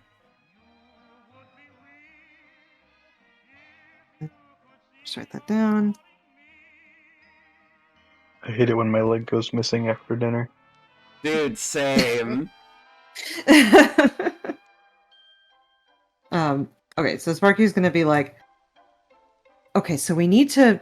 Everybody else is still asleep, so we can't go after them right now, unless you wanted to go after them, and I can keep watch. As much as I don't like splitting up, it sounds like that would be the best option, because we don't know why Shirley would have left. Yeah, and I mean, yeah, splitting up isn't a good option, but I'd say if anybody's gonna be okay on their own, it's probably you. And I don't want to leave these guys by themselves when they're unconscious in the woods. Yeah. And I want to say we had, like, some walkie-talkies, unless I'm misremembering. I think we did. Sloane does pipe up and says, like, I mean, we are right here to keep watch over them if you want to, like, help each other in the woods. That said, all up to you guys. No, you're right. I was trying to decide if, like, the other people who were there, like, would be trustworthy enough, but I suppose they are. Yeah. Okay, so then, in that case, okay, you should not go wandering off alone into the woods. That was probably a dumb idea. I'm coming with you. I'm sure I've handled worse alone, but the company is always good. And I'm gonna start, like, trotting Oh no, off. Sparky just got owned. Oh, okay. I mean, yeah. Yeah, I guess you're right that you probably would be fine, but I wanted to be a gentleman about it, I guess. No, you're fine. That came out wrong. I've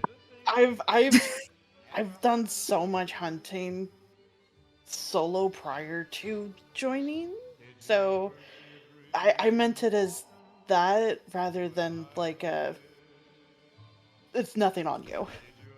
That's good. It's fine. It's fine. I'll be your understudy. Let's just go. Let's just go. I'm still just like kind of like trotting up ahead. Alright. You guys go into the woods and you follow the trail for a little bit. There's a good little bit of distance until you eventually find the, like, depowered, like, kinda corpse, I guess, of the Byakuya. And, like, you know this is the one that you guys, like, took down because it has all the same wounds, but it's just clearly broken down. Mm-hmm. And it's just, like, laying, and next to it is this, like, it's this kind of divot before the tracks start going in a different direction.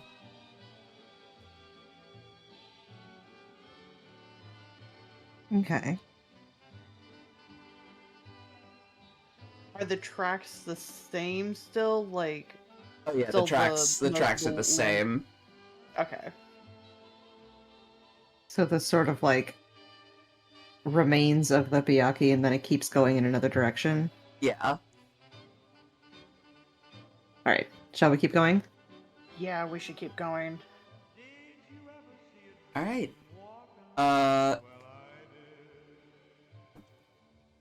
Let's see here. I need to make a quick roll. That's concerning. Why do you need to make? Okay, I rolled a 7, so... Okay, something does happen. You guys hear some rustling all around you. Cool. Yeah. There's some in the wind, some in like, some bushes. None of it is right next to you, but it's all, like, slightly in the distance. And then as you keep going, doop, doop, doop. And then I roll again. That's a 9. It's more rustling. It's getting a Here, I'll do little it. louder. There you go. Russell. Now, Adelaide, how far away are you? Would you say? Do you think you can see them yet? It depends. How hard am I hoofing it to the station? You're hoofing it Just pretty looking at- hard, but you're hoofing it pretty hard, but you've also got a lot on your mind. Yeah, I am having the feels right now. I'm hoofing it, but it is. I would imagine it is possible to start catching up with me. Do you if have they hooves really now? track it. No, I'm still human. Okay. I'm still Like, Shirley. what if the tracks suddenly change? How fast? That would be amazing. How fast are Sparky and Viola hoofing it? I would say I do have heels on, though. I mean, that is a Shit. But Not the heels. oh man, not the heels in the woods. No. What kind of final girl am I? Well, nothing from horror movies. well, Sparky does have like an actual like ability that he is much faster than regular people. So he is very fast. Well, in that case, I would say you guys can kind of see someone in the distance. I'm gonna say that Viola can still just keep up with him though, because Yeah. she's just built different. Yeah, exactly. Viola's got I'm just saying, like, Viola's got that woods experience. She can totally keep up with Sparky in this setting. There's just very quickly, there's a part in MGS5 that happened in Barry's playthrough where like there was a truck driving away and he just like ran up to it and then pulled people out of it. I'm feeling like that's what Calvi Viola can do. Is just like, yeah, I can just outrun a truck, it's fine. That's so cool. Like, hey guys! You're just running by the car. Hey, what's up? What's up? Very Sonic the Hedgehog. No, yeah. Why are you driving? Why are you driving? What you don't know is that Calvi can do that too. She's faster than a normal car. Sonic levels, it sounds like. Exactly. But yeah, so you guys do see a person in the distance. Okay. Who is it? They are holding something. You can't tell just yet. But you do recognize that the footprints are going up to them. Sparky's definitely going do do do do do do do do do do in his head, just a little bit. No, hell yeah. Adelaide, Even though I don't recognize them, I'll probably just like try to call out, being like a hey. Yeah, Adelaide. See if I get the attention. Adelaide, you do hear that hey. Do you turn around? No, I panic and try to run faster. So if you need me to let me know. To Viola and Sparky, the figure is now running faster. I don't know what role that would be if I'm trying to run faster. If you're trying to... If you guys are trying to specifically outrun each other... We could just do like a straight like roll 2 dice and whoever goes higher, because like Like our ability scores aren't really factoring into this. Yeah, I will give Sparky a +1 for unnatural speed, but everybody just roll. Shirley is a 2d6. book nerd, so like she's not running fast. Yeah, it says she's when a you book chase nerd in Leo, heels, like she's at a clear disadvantage. it says when you chase, flee, or run, take +1 ongoing. Which I don't remember what that means. I'm fucked. What does ongoing mean? Ongoing means like it keeps on. Like while you're doing these actions, you will always have this +1. Okay, and that's not like a one-time use thing. Yeah. And that's not +1 die like it was in Blades in the Dark. It's just like +1. Yes. Like +1 number. Yeah. Number go up. Number go up. Number go Alright, up. so I guess I will roll some dice. Roll it. Well, I got a 3 and a 1, and then I have 1, so that's a 5. Hell yeah. So I roll 2 dice. Yes. We're just All rolling right. 2d6. Yes. Yeah. I got a 6 and a 2, no bonus. It's an 8. I'm very much panicking. I'm panicking so hard right now. I'm running as fast as this stupid body will take me. Oh. What did you I'm roll running again? as fast as this stupid body will take me. 6 and a 2.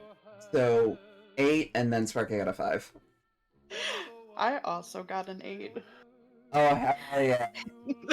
Alright, so Sparky kind of trips up a little bit, but, like, Viola, you are matching this person's speed. Man, Sparky's just catching L's all over the place today. Sparky's had a rough night, man. I mean, this is not unusual. This is not unusual. Not for him. unusual. Yeah, I'm imagining Viola just doing the fucking T2 run. Yes, yeah. Oh, That's like, actually how did probably I a more apt make comparison arms than the coming Metal Gear out? one, but you know what? My brain sucks. Ollie, how did I know you were going to burst into "It's not unusual"? To be loved by anyone. Anyway, sorry, I'm not here. This music is not fitting anymore. We're still I'm not here. I'm not here. 1940s piano. I do want you to know that I was like absolutely laughing at all of your guys' stuff. I was just muted during your scene. It's okay, I'll never recover. But my pride as a comedian. So is Sparky starting to catch up with? I mean, Viola would be. Viola. Sorry. Is Viola? They're both like crisping. they're both like running towards you, but yeah, Viola is like matching pace with you.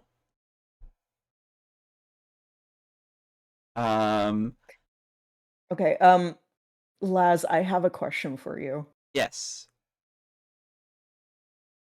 Is Adelaide able to come out on her own, or does she need Haster to be able to do that? She can come out on her own. Okay. I'm gonna wait to see what Viola does. Viola. Calvi, you didn't hear that. I zoned out, so I truly did not hear it. Let's go. I heard it. Come out your own. Happy Pride! Happy God. Pride! Alright, Viola, what are you doing?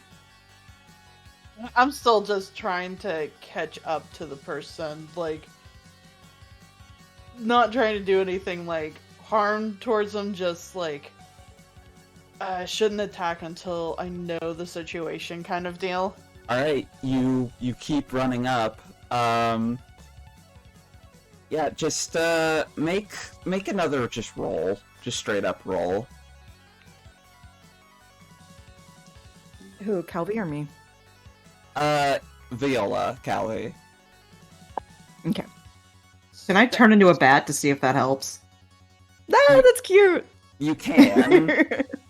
Well, okay, so I believe I have to like roll weird to make it work. Oh. Okay. 5, 5 plus 2, so that's 12. So it works.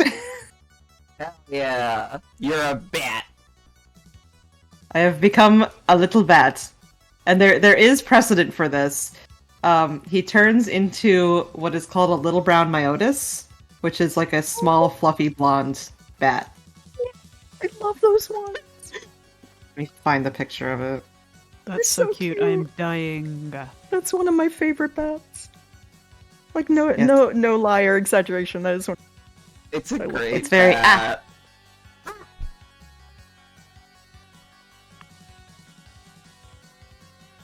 It's very I don't know if you heard, but I did roll a 6. Ooh. 6. Okay. It's just a little fur ball. Yeah, it's a little guy. Okay, you've rolled a 6. This isn't really... Would you mark experience for that? Because I don't know if this is more of like running as a gauge rather than a... I don't know I was yet. just about to ask would that. lean towards no, but Oh, right. I guess if I rolled like a 5 earlier, that should Yeah. probably count for experience. Because I was wondering. Anyway, Adelaide, what are you Anyway. doing? You're seeing, like, Sparky has turned into a bat and Viola is still running towards you. And also, you can tell that those are the two that are coming towards you. And so, you two can tell that this is Shirley. Okay. Yeah. Like, you're all close enough now to be able to, like, tell.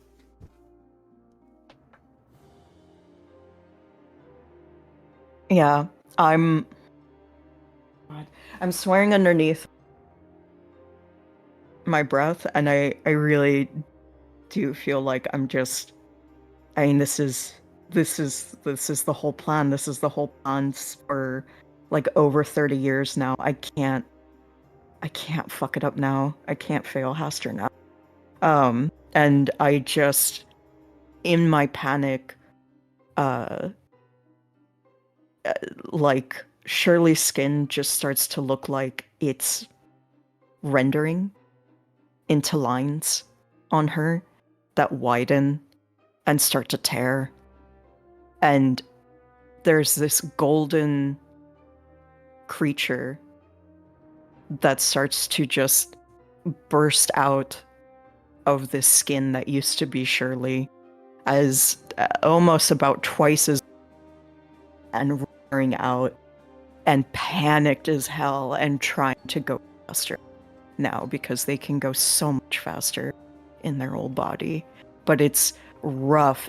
That's not a body that's been stretched out in decades now. So I don't know if you need me to for how effective this desperate.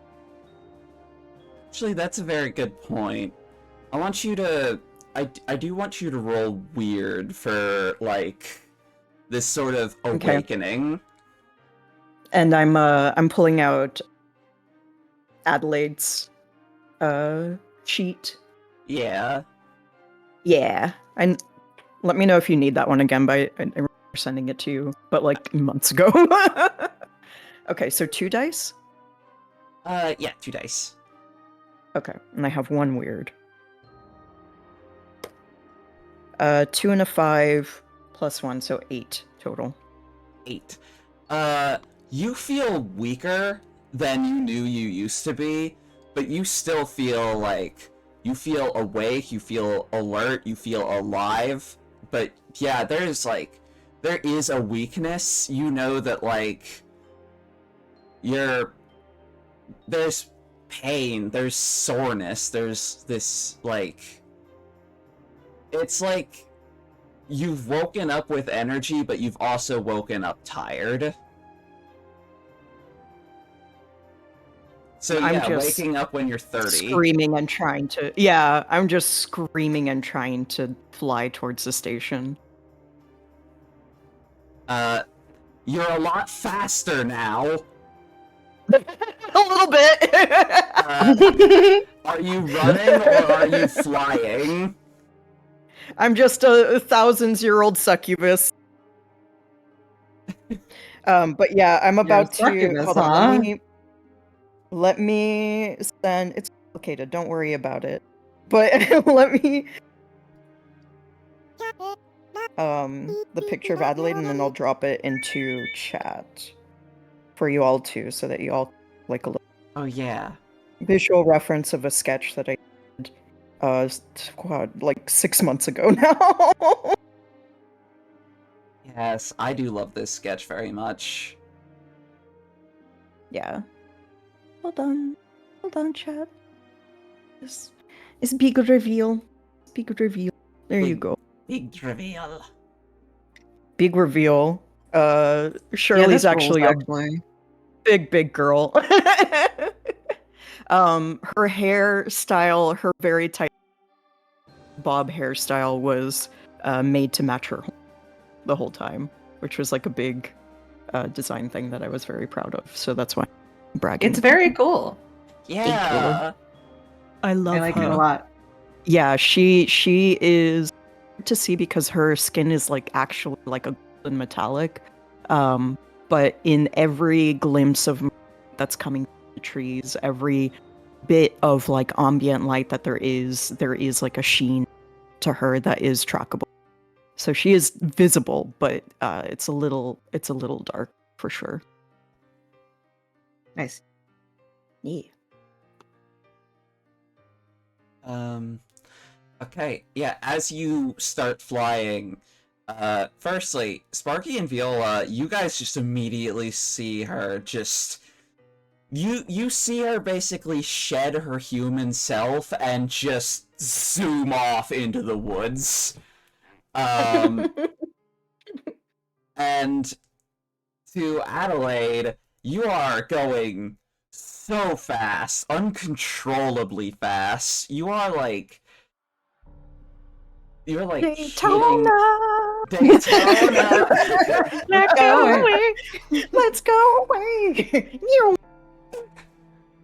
You are like hitting trees and like breaking off their branches as you run through at like this frantic, panicked speed.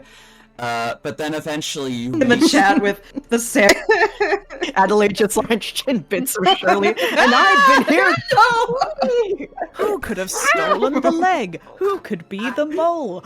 Now I don't know if mole is the right word actually, but we'll get to Probably that. Thank you, Kate. Okay.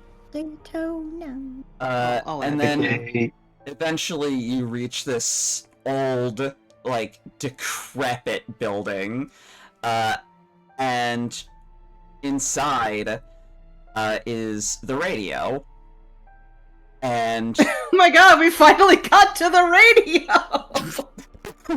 Oh my god, wow! Oh my god, the radio! Found the dead station. I'm on an Eldritch radio.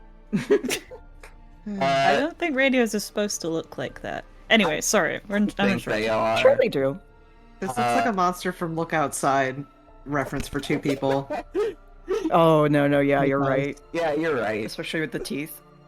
Needs more body horror, but yeah. I'm one of the two people. Let's shake hands. Yeah. Yeah. Oh my god.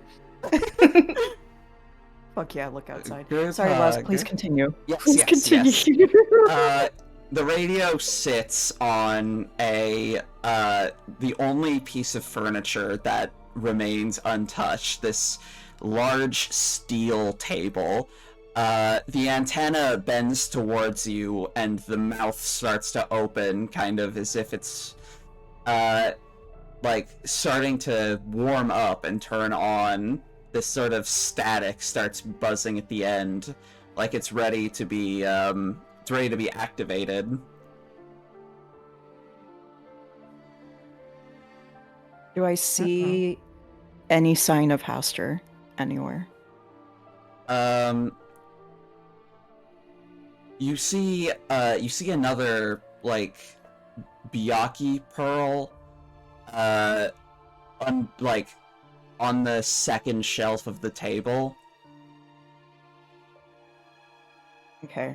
I'm still panicking, but I'm trying to calm myself again, and then just muttering like, Haster, where are you? And I'm grabbing the... Has? Once you grab the pearl, it opens up.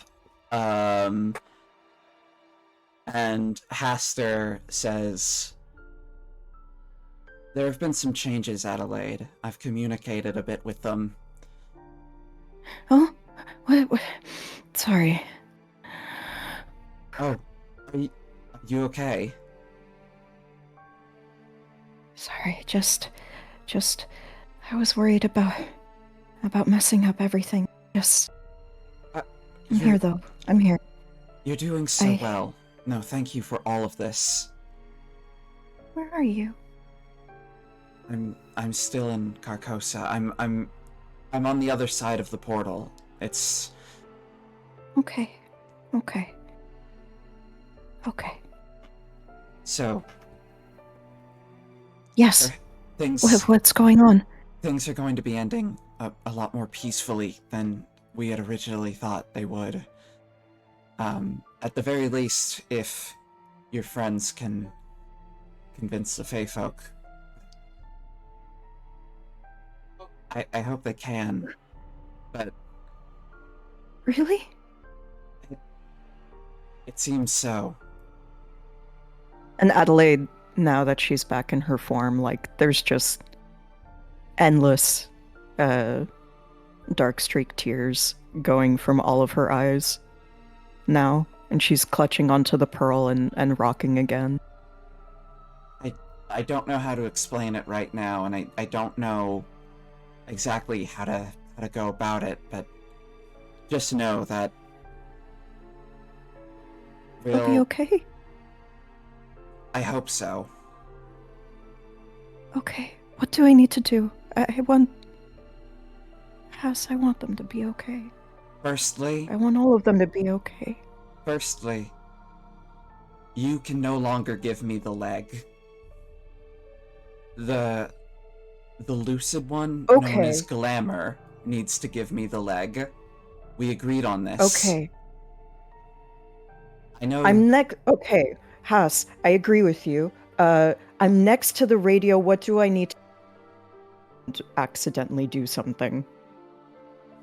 Go to the back of the radio and click on the receiving channels.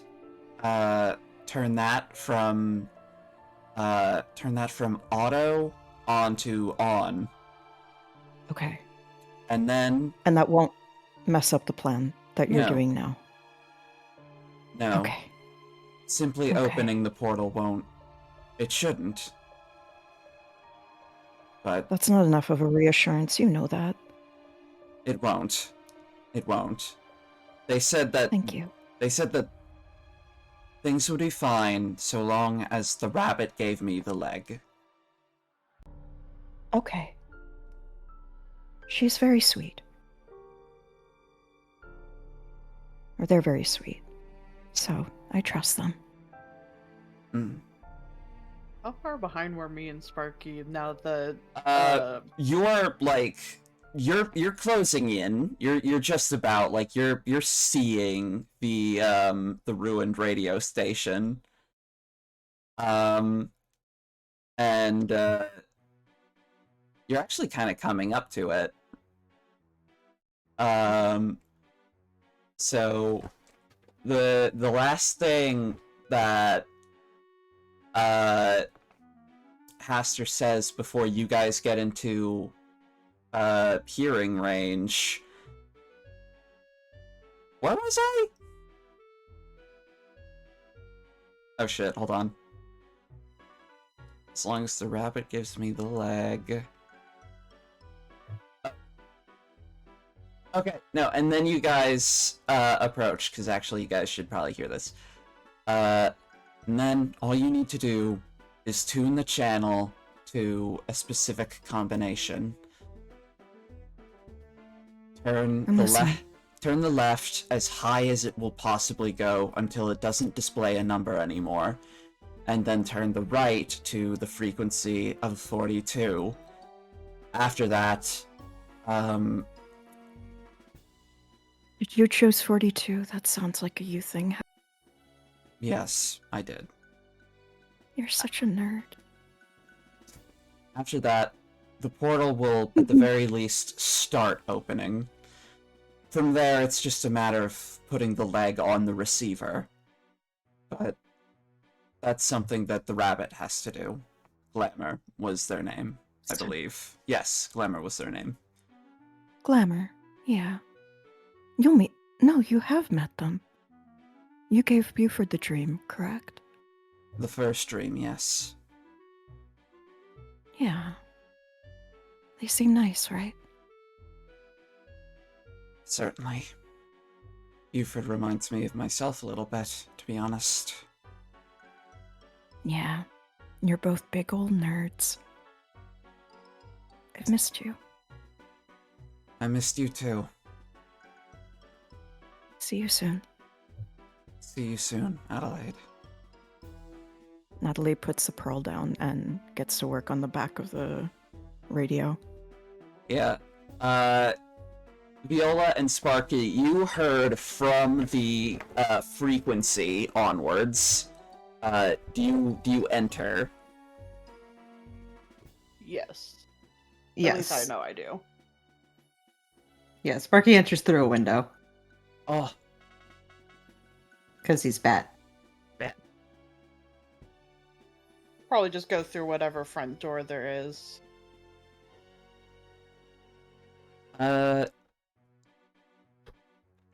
don't know if there's a door left. There's probably like a little bit of a door, like bits of hinges, and then like some part of like rotten kind of front doorway. Yeah, you make your way in, and then all three of you are in the station.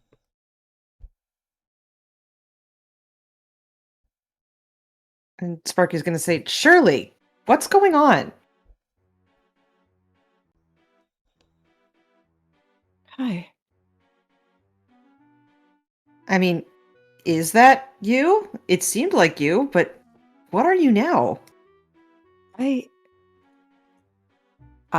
have a lot to explain to you. Seems like it. I will try to be succinct.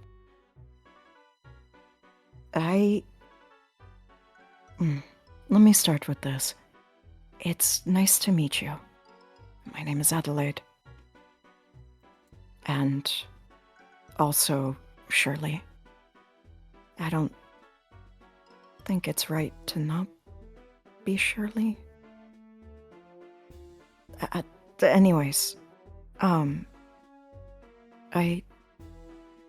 it's still me, but I'm not from Earth. I'm from a place called Carcosa. And it needs so much help right now.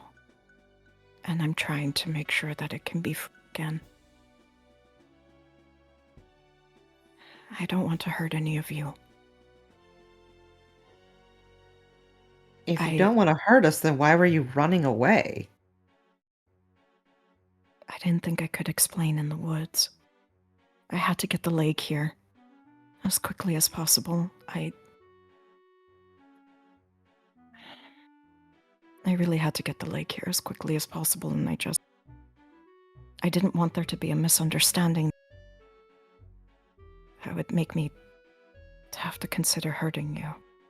You've all been very kind to the camp, and you're all very different from the rest of the people that I usually work with the Ore Foundation. I'm hoping you can understand now. Hastur is... talk to some of your friends. And I want us to work together. Well, then why didn't you say so in the first place? I not exactly a creature that the Fae understand anymore. If I looked like this with the Fae, they would want to destroy me immediately. I needed to be human with them.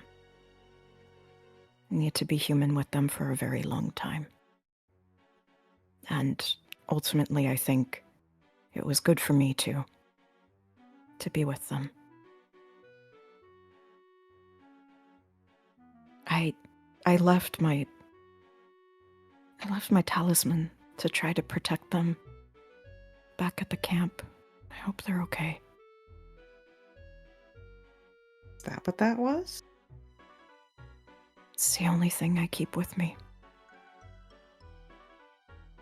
It's my oldest possession.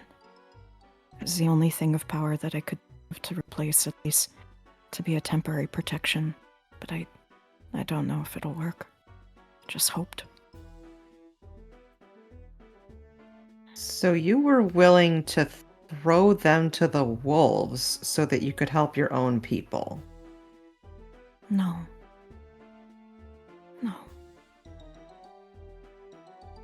That's why I gave them the only thing that mattered to me.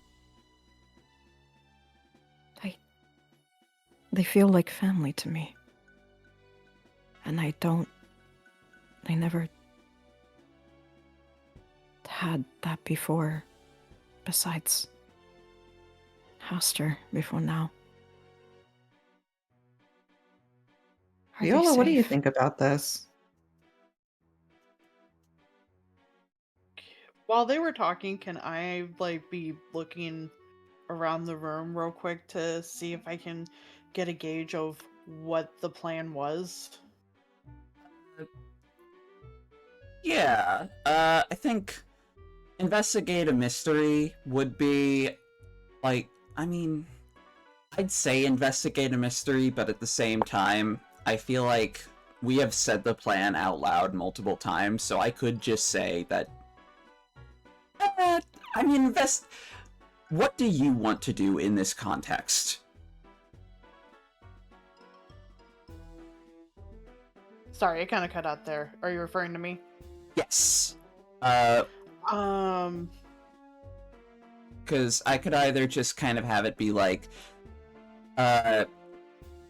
you understand the plan now because we've kind of said it aloud a lot, or we can have it be like multiple, and I can kind of re-explain it as well. Or you can investigate a mystery to try and figure out more of what's going on. So I do feel like the questions can also help me think of more of what's going on. No, that's fair. I want to say that being that it's been said out loud already, that it's probably just seeing it comes together. Yeah. So, yeah, you can kind of tell that, you can see something is starting to, fissure and open up with the radio. The radio is, starting to work, and, clearly it's magical in nature, but it needs more power to actually do something.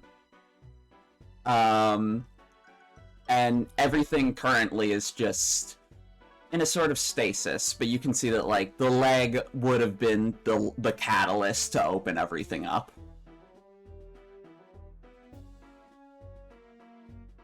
Probably then looking at Adelaide being are you sure what you're doing is safe? And that this is the best option? No. But does anyone ever know? And as she's been talking, her wings have been curling around her defensively as she's keeping a firm hold on the leg, and she's just covering and just kind of watching carefully. Now, it's 12:45, so I want to get a quick... Oh yeah, check in with okay. Ghost. Okay. So... Oh. I was just making Oh wait, no, that's later, right? No, never mind. I don't know time. I can't do math. But, so, cutting back to the other party real quick, this is when you guys have just woken up, and also the car has just kind of pulled into the Fae encampment. So, you see out of the car, pops out Shadow Breath, Fiona, and someone is in the back seat. Oh god, they've killed someone. And first of all, Fiona is just like, immediately just like, alright, do you guys know someone named Mick? Where is he? I need to check in on him immediately. While Shadow Breath is just like, people are immediately kind of swarming him and being like, you! What the fuck are you doing here? And he's just like, please back away, please. I'm here on... There's more going on. And of course, Sloane and Hornhead are with you guys and being like, are you okay? What did you see?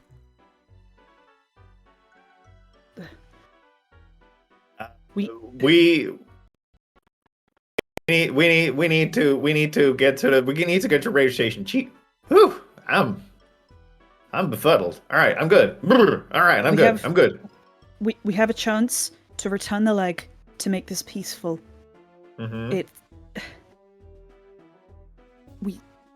Hasta has agreed to talk and come to some kind of agreement.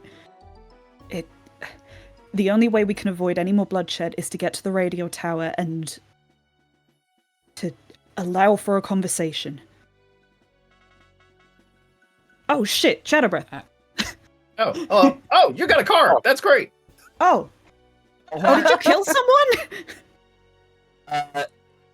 Shadow Breath and Fiona look over at the two of you and kind of, Shadow Breath tries to, like, kind of, like, softly push through people and be like, please, excuse me. But Fiona just immediately, raises up a field of some green magic and magically pushes everybody out of the way, and it's just like... Right, we have been trying to get here for so long. Alright, hello. She immediately goes up to Mick and is just like, are you okay?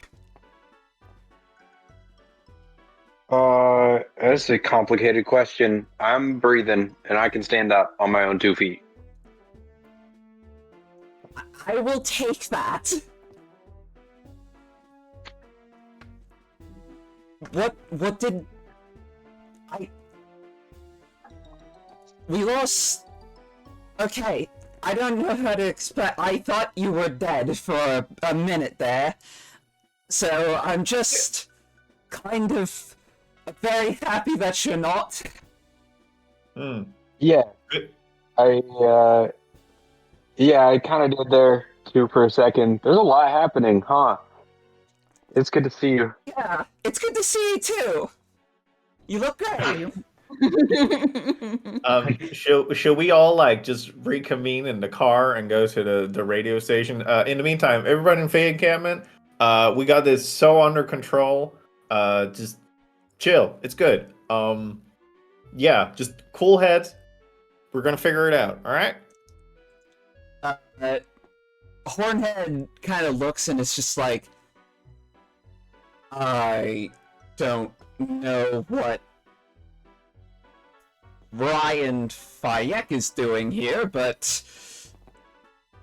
fine, under control. Yeah. Actually, a representative from the Fae community could probably be very beneficial to the coming negotiations. So, Essential. Yeah. Oh no. Sloane pipes up and it's just like, I'll actually go with these guys. I feel like my skill set could be useful out there. I'm also switching accents every time I talk. Yeah, no, sorry. It's a southern drawl. It kind of affects everybody. You do Yeah. infect me in a weird way. Yeah. It's an STI, a southern infection. Can I don't can know I have how a I heard that. can I have can I have a quick Fae. look at like the Fae people? How are they reacting to Sloane representing them? They all really respect Sloane. Sloane is like Okay, the good. medic, the doctor, like Sloane is considered the most knowledgeable of all of them.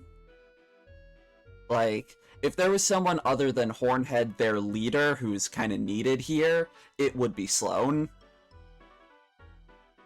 Okay. You know what? Yeah, that sounds good. I don't think we all can fit in one car, though. I can fly. I can even take people with me.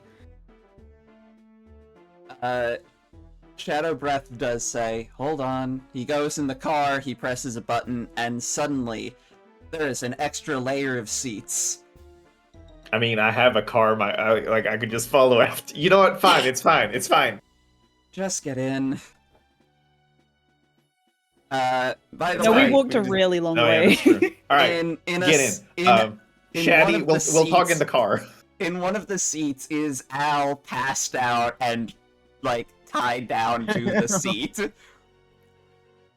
Buford is just like looking at Al, like slow blinking.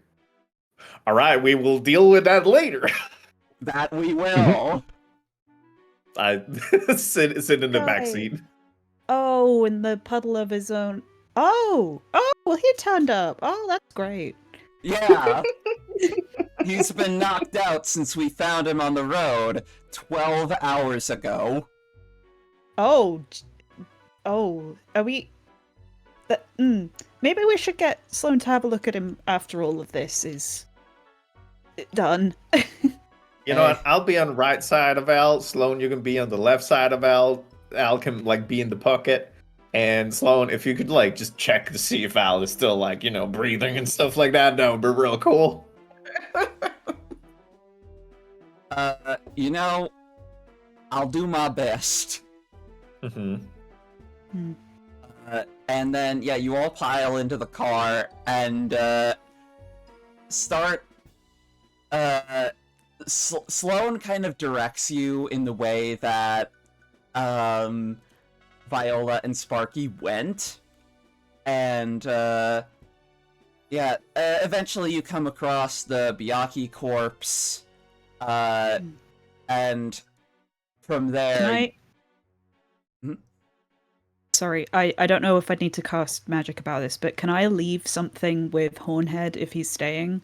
Oh yeah. Just as like I was thinking some kind of like token or something I can give him that like if there's trouble while we're gone, like activate this and we'll know and we'll come and help you out. Yeah, you can use magic to kind of to do that. Okay. A little life alert necklace, so if Hornhead falls and can't get up, I've fallen and I can't get up, then he can just like. I think what they do is they like sort of manifest like a little because is it nighttime still or is it in the day? It is like the crack of dawn. Okay. They're gonna take like the last light of the moon from the air, almost like draw some kind of power and form it into a little wishbone. And I'll just roll to see if it works. Okay. That's 8 plus 2 is a 10. Okay. It works without issue. It works without issue. All right, you create this little glowing token, and it kind of hand it. Yeah, sorry.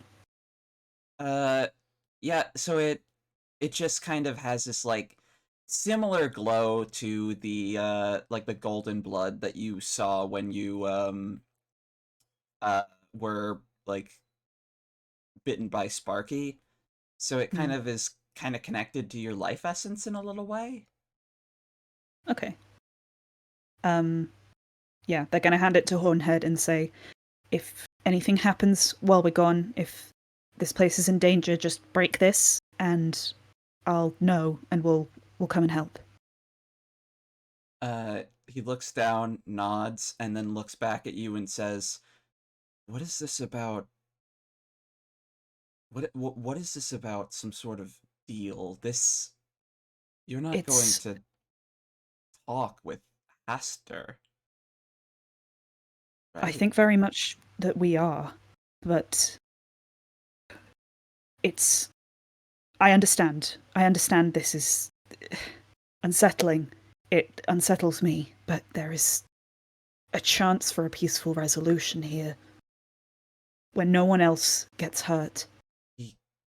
Shirley is up there trying to sort this out. Please, can you just give us a chance just to talk? We'll get the leg back. Whatever happens, we'll get it back for you.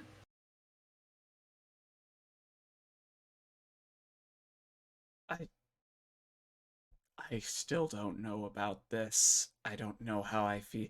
He killed one of our own. I know, but he wants to prevent more bloodshed. As do we. We will find...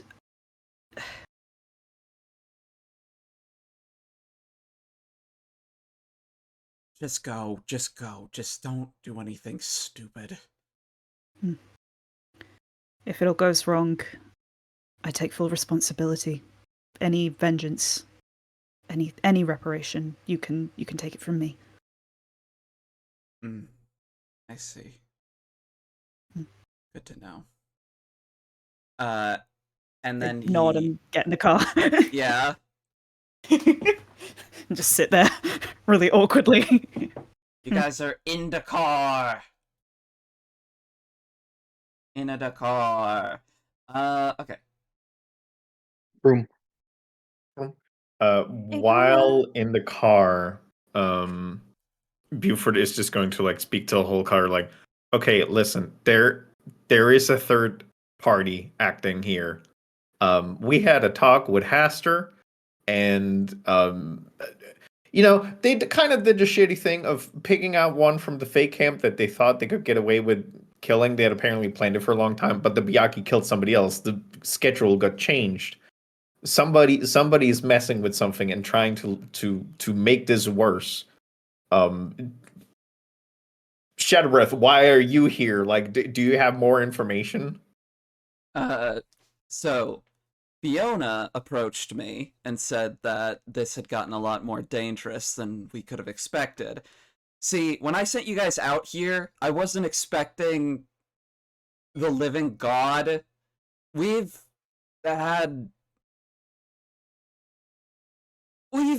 known about Haster as like a legend, something that's out there. We never really expected to ever have to deal with him. Honestly, I thought you guys were gonna come up here and it was gonna be nothing.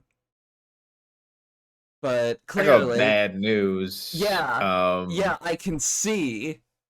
Oh, no, don't worry. It gets worse. Shirley is not who Shirley you think Shirley are, so we need to have an internal discussion about how Foundation vets their external contractors, because clearly something's gone wrong. What do you mean? I don't know the full scope of this, but I know that Shirley is called Adelaide, and Shirley might have taken the relic and brought it to Haster. He is dumbfounded, and he just lets out a fucking giant-ass sigh. You just see this billowing cloud of smoke just exit through the window.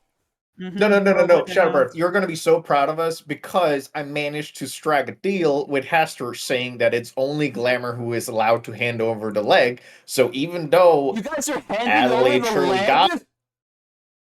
Okay, listen. it's way worse than you thought. And again, I'm just the janitor, so maybe don't be mad at me. I'm trying my best over here. I'm just shocked. I'm just Thank you. look. I get it. I'm ready for an explanation. I'm just a little. I just showed up, so.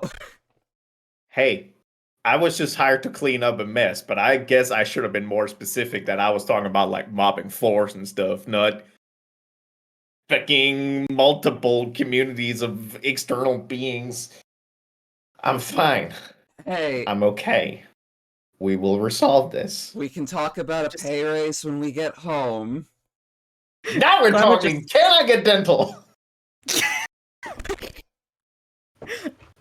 Glamour like reaches a hand over to like pat Buford like reassuringly on the shoulder or the leg or whatever, and then like as soon as they start talking about dental, gets surprised and is like, oh okay. If I can't get fucking dental after this shit. Listen, we'll make a new, better foundation. We'll start it from scratch, and this time we'll have goddamn dental. You're damn right we will. Hell yeah, brother. Honest, yeah, it sounds like maybe you're in need of a bit of a reshuffling. For right But now. that's another problem. Yeah, for right now, we will finish driving. God, this is a lot, huh? Okay, so You need dental for the tooth sword. God. The Fuck, gang is so right. unionizes. the gang. That's the next session. Yeah. Actually, quick question. What was Sloane's reaction to Buford putting out all this information? Sloane is like... Yeah, Sloane's known me for like Jesus, probably at least 2 decades. No, I'm talking about the Biyaki killing somebody else. Oh, all of this I thought you is meant the just bit. like... Sloane is like in shock. Sloane has not moved. Sloane was looking at Al and then is just like, now is just...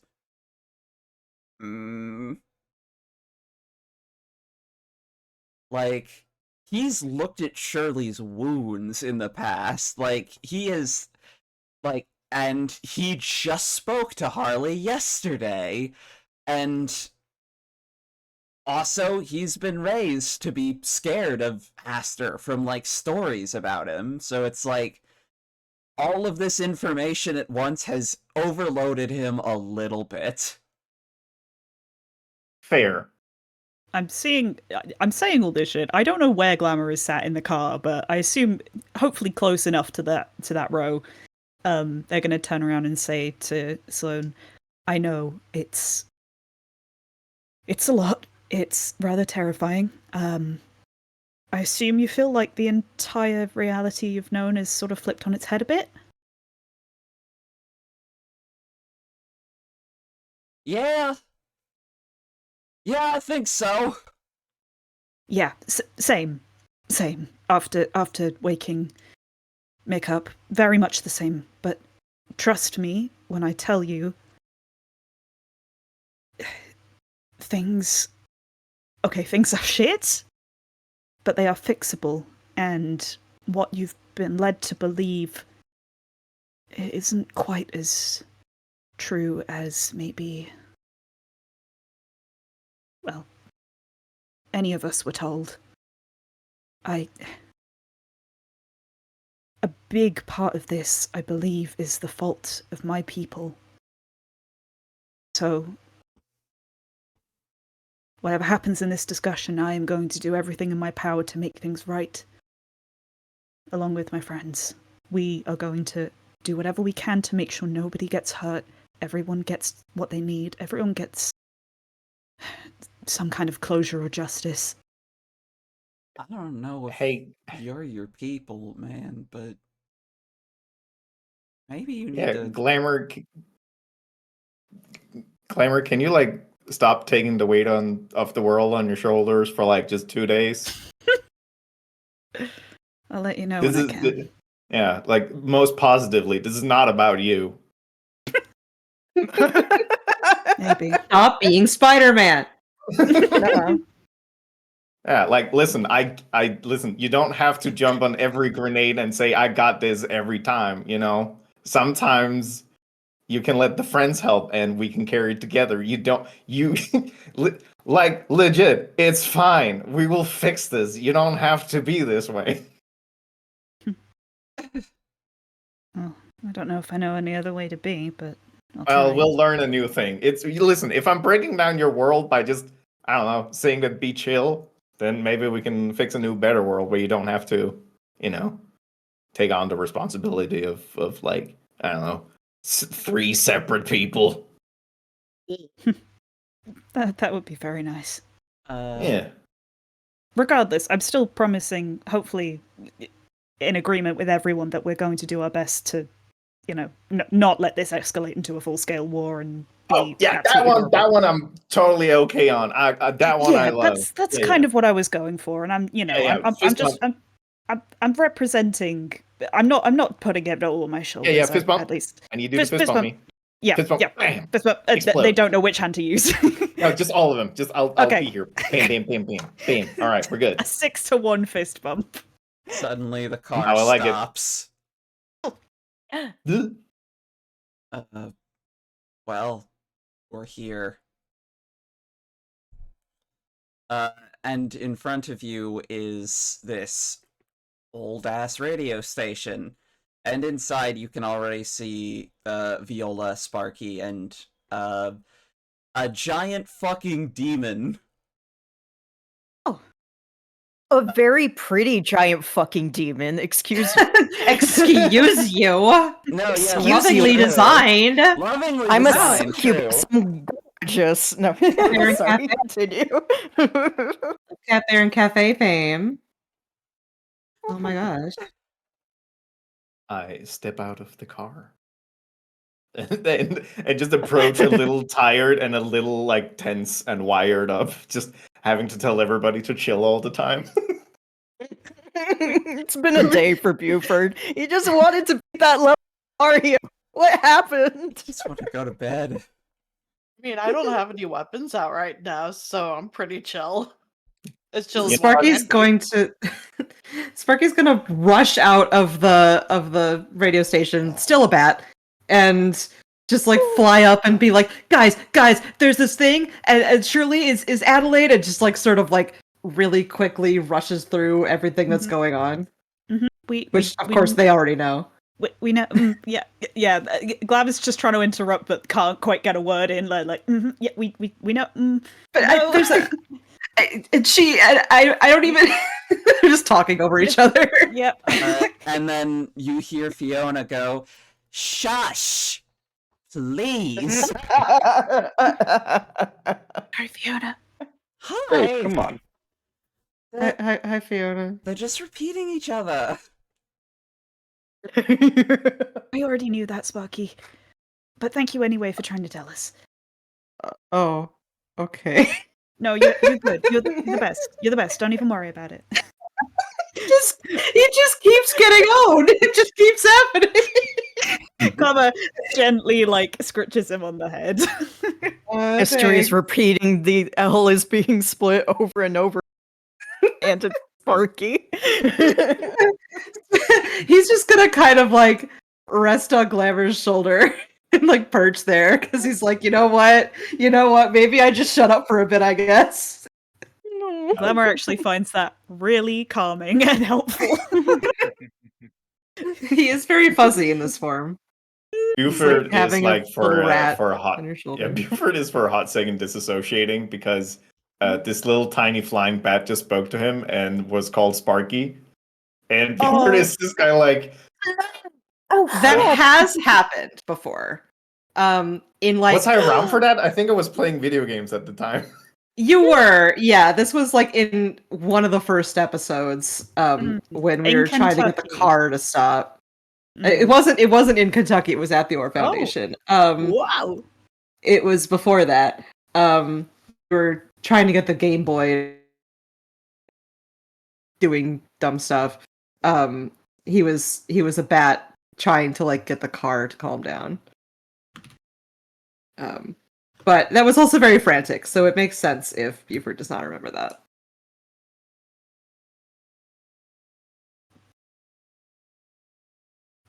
Right. Don't remember Yeah, if I reacted to Ghost that had to back then. go do stuff. Yeah, I was about to explain it. Suddenly,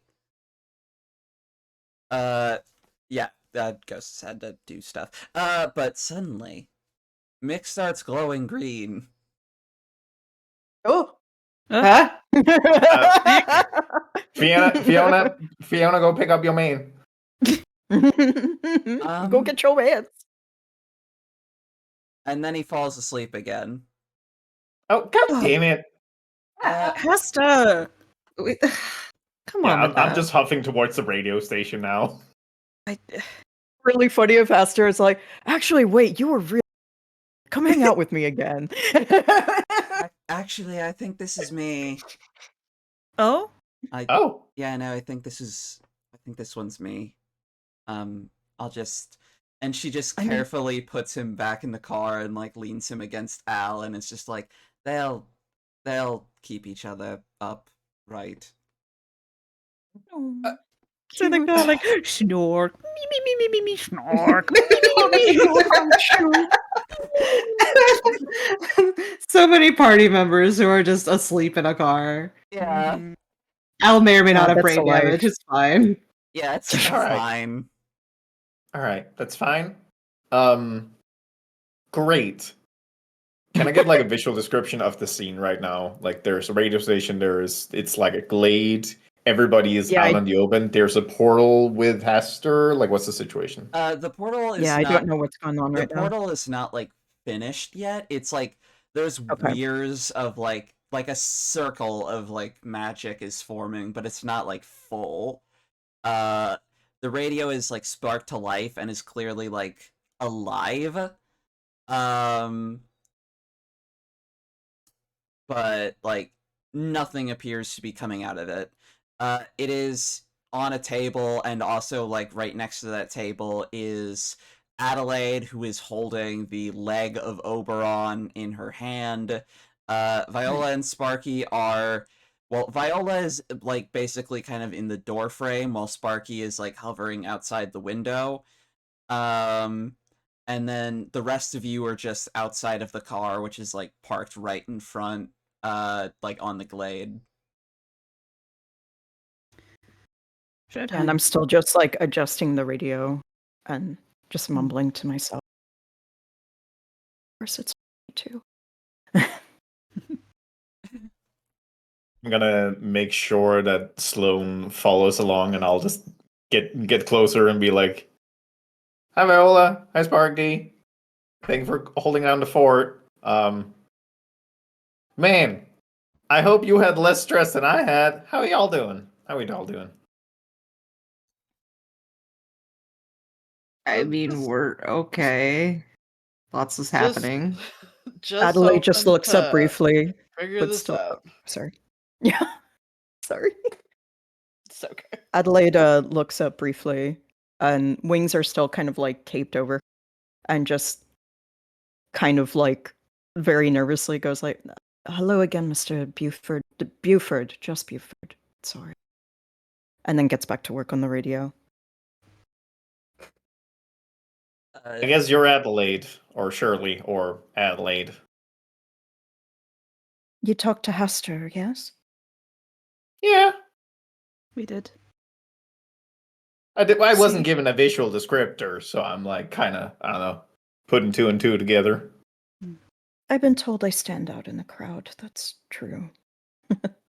You're very pretty. Sorry, Thank if that you. was inappropriate to say. I'm not good at this. No, it's natural to my kind. If you feel any amount of admiration like that, don't worry about it. It'll pass as soon as I'm out. Adelaide, I'm gonna be honest with you. You abused our organization to infiltrate the Fey encampment, steal their relic, and one in the Fey encampment is dead now. You're not Someone's longer. Listen, you can no longer represent the Foundation, nor should you have ever could. Who's dead? Harley. No one was supposed to be dead. Who's dead? Harley. What do you mean Harley's dead? Harley's dead. Also, maybe talk to Haster, because Haster was certain that one person was okay to die, so maybe you two need to, like, talk through some stuff. I also just want to make this clear for you, Sloan. Adelaide is not representing the Foundation's actions, and we are very pissed that that we have been, honestly, misled. Yeah, I'm starting to get that. Yeah, Dr. this Sloan? is something we will sort out afterwards. Currently, we have a bigger issue, which is resolving this peacefully. Shirley. Hi, Dr. Sloan. Weird that this body never picked up on any of my instruments. How No. good was your other one? I mean, Haster made it. So, pretty good. He's a living god. Well, And a nerd. Haster's But just Haster, anyways. just calm down. Yeah, he is. I'm glad you all could meet him. Shadow Breath also is just kind of like, you also lied to me for decades, so... Okay, Shadow Breath, you work for the Ore Foundation, like... Hey, you know what? Don't pull that into this here. You're not in a... You're... You know Shadow what? Breath, I'm just saying. That's fair. Yeah, I like you, What? though. No, I do no, like stop. you. No, this is not fair. We have been No, misled. That part. And people are Yes, dead, and you people have are been not misled. talking. That part is fair. The rest of it is not fair. But that part. Alright, I just... Buford, there's still a lot you need to learn about the place that you work for. Or don't. I mean, honestly, you all are so much better than the rest of the foundations. Keep doing what you're doing. Don't be like I the need rest you of to understand that I have no trust in you, and whatever you say is nothing to me right now. Somebody's I dead, don't know you. and we need to fix that. Otherwise, there will be war, and there will be terror and strife.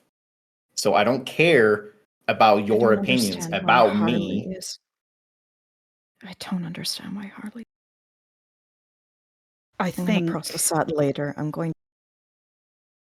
I think someone else We have to stands. sort through this. You need the leg. And I do. Shirley is just immediately Glamour. Oh god.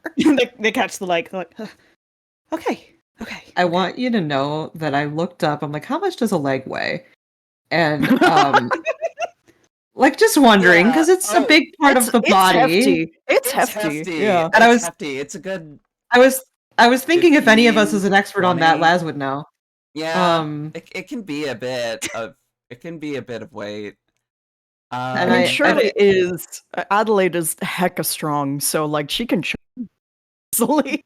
Fun Glamour She might not realize how much. Be careful. Glamour has +2 tough, so don't worry about it. There we go. Good. But also, just very briefly, that the first Google result that I found was the weight of the leg in living men, which is a document from 1918. I want to read talking that. about live Send how it to my way. obtain from cadavers the conditions in live normal man was a problem.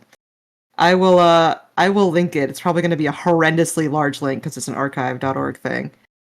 Yay. Yeah, that's horrid. But just send it to me later. I do want to read that though. But anyway, Sparky's like not happy about what's going on because, well, not happy in the sense of like Buford's saying all of the stuff that he should have said, and he's being sort of like, oh no, I wasn't being harsh enough on Shirley. I was believing her because she seemed sad. But Buford's actually saying you, under no circumstances, gotta hand it to him.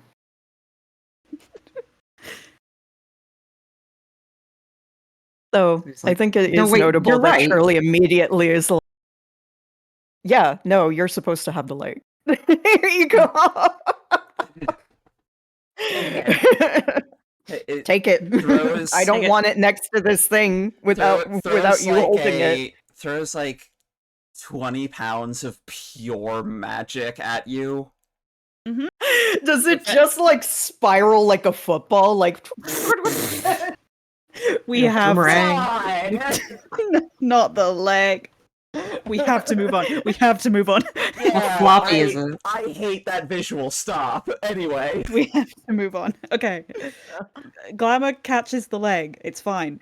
And so, thank you, Renee, for the jingles keys. And yeah, looks up and says to Adelaide and to everyone, like, we can resolve any issues regarding trust after this. Look, someone else stands to gain from this escalating into a war. Harley was not supposed to die. No, she wasn't. Something happened.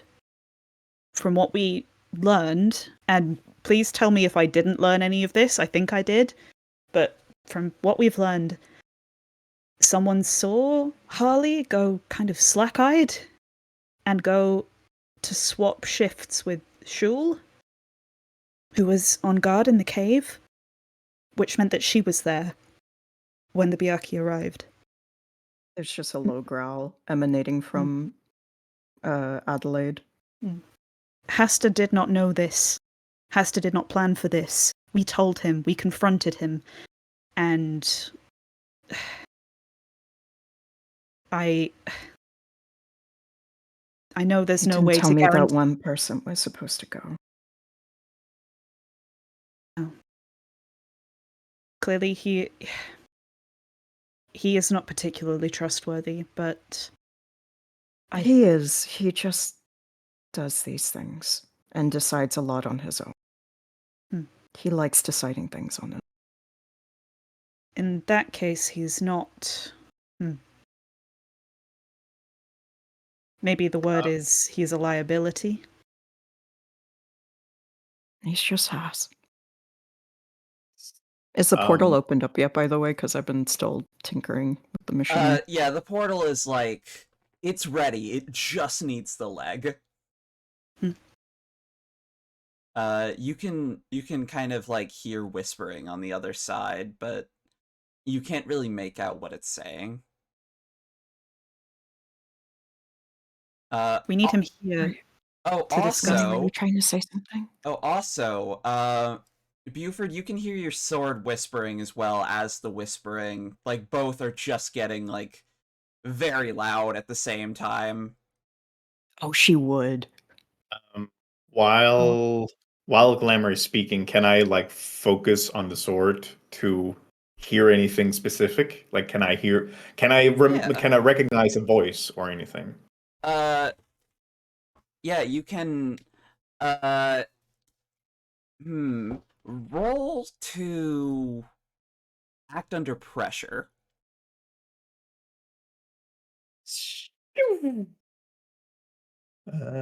Act under pressure is cool. So that is an 8 total. 8 total. All right. So, as you kind of like focus in, you feel this like, it's this really, really deep connection that's in there, and like it kind of hurts to like connect to. Like, you feel this weird shattering in your mind, like something is changing in it, but at the end you do find these whispers of, hello? Hello? Are you there? Does anyone hear me yet? I'm gonna try and just think. Hello? Oh, finally, the farm boy listens. Hello. Sorry, it was a bit unclear, and you were mumbling, to be fair, so. I have troubles. No, that's fine. We all do. Who am I talking to? I am Demoiselle. Oh yeah. This is gonna seem like a rude question, but pardon my ignorance. Are you just a sword, or like what's the deal? I don't remember. Oh. Do you have the power to like influence people and manipulate them and make them change like guard patterns? I don't know. All right, okay, I'm gonna stop talking to you now. I'll try to compartmentalize. I'll try to Kentucky this sword out of my mind. Just beautiful that small toot as he does that at ultra focus. I'm like, Yeah, Buford is definitely like scrunching his face up. The sword artist. clenching so hard. Let me shout out Hollis real quick for the art of got it. Demoiselle. That's a Oh, thank very you. cool sword. Carry on. Yeah. Okay. So, so everybody's just sitting here, and Glamour's got the leg, you've got your sword. Everything is kind of coming to some sort of strange head. Like, everything feels strange, everything feels tense, but it's like things are happening.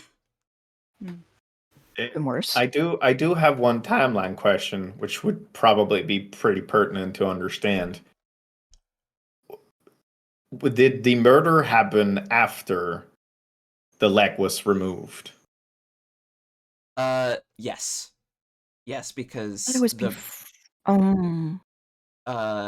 no, it was before. It was before. Oh, was right. before. Okay. No. It was Sorry. before. Actually, Yeah. the more important question is, did the guard change happen before the leg was removed? Yes. The guard change happened at dinner, and then the guard was led away from the door so that Adelaide could sneak in and steal it. Okay. Okay. So I was never supposed to encounter the guard.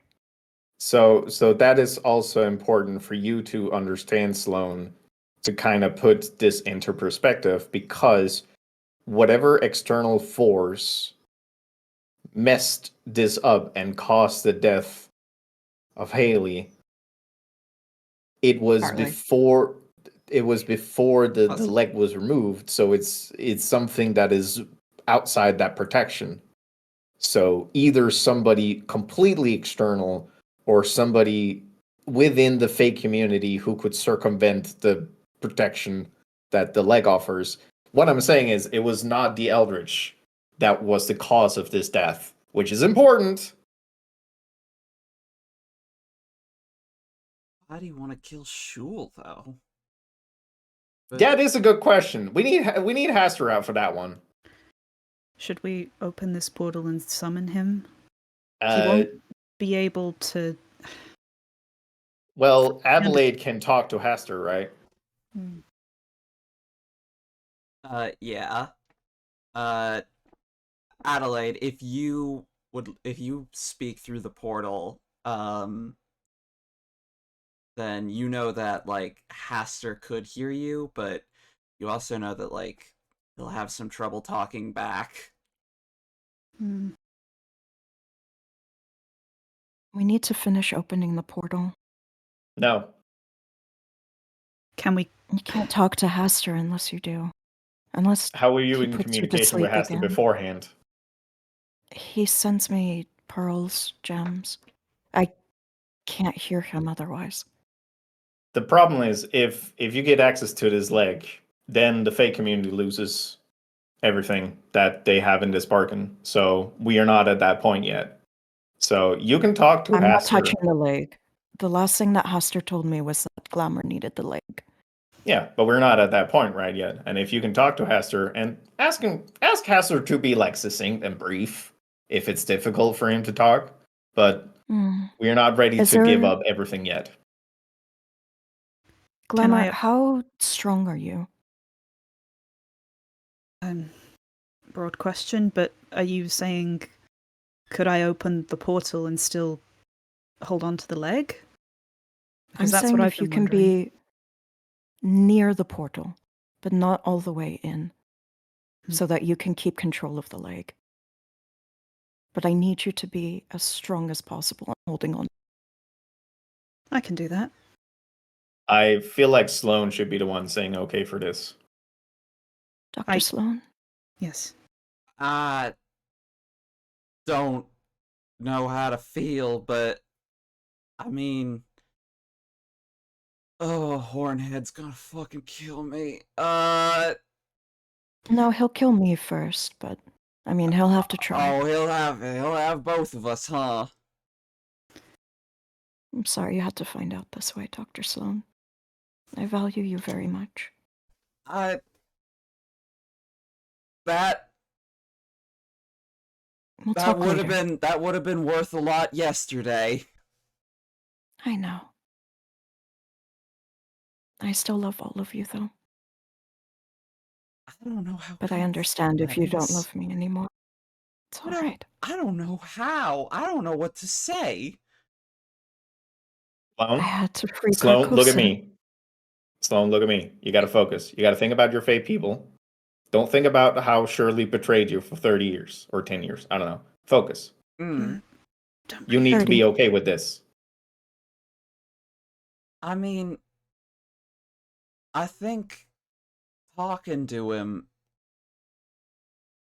Yeah, I think we could do.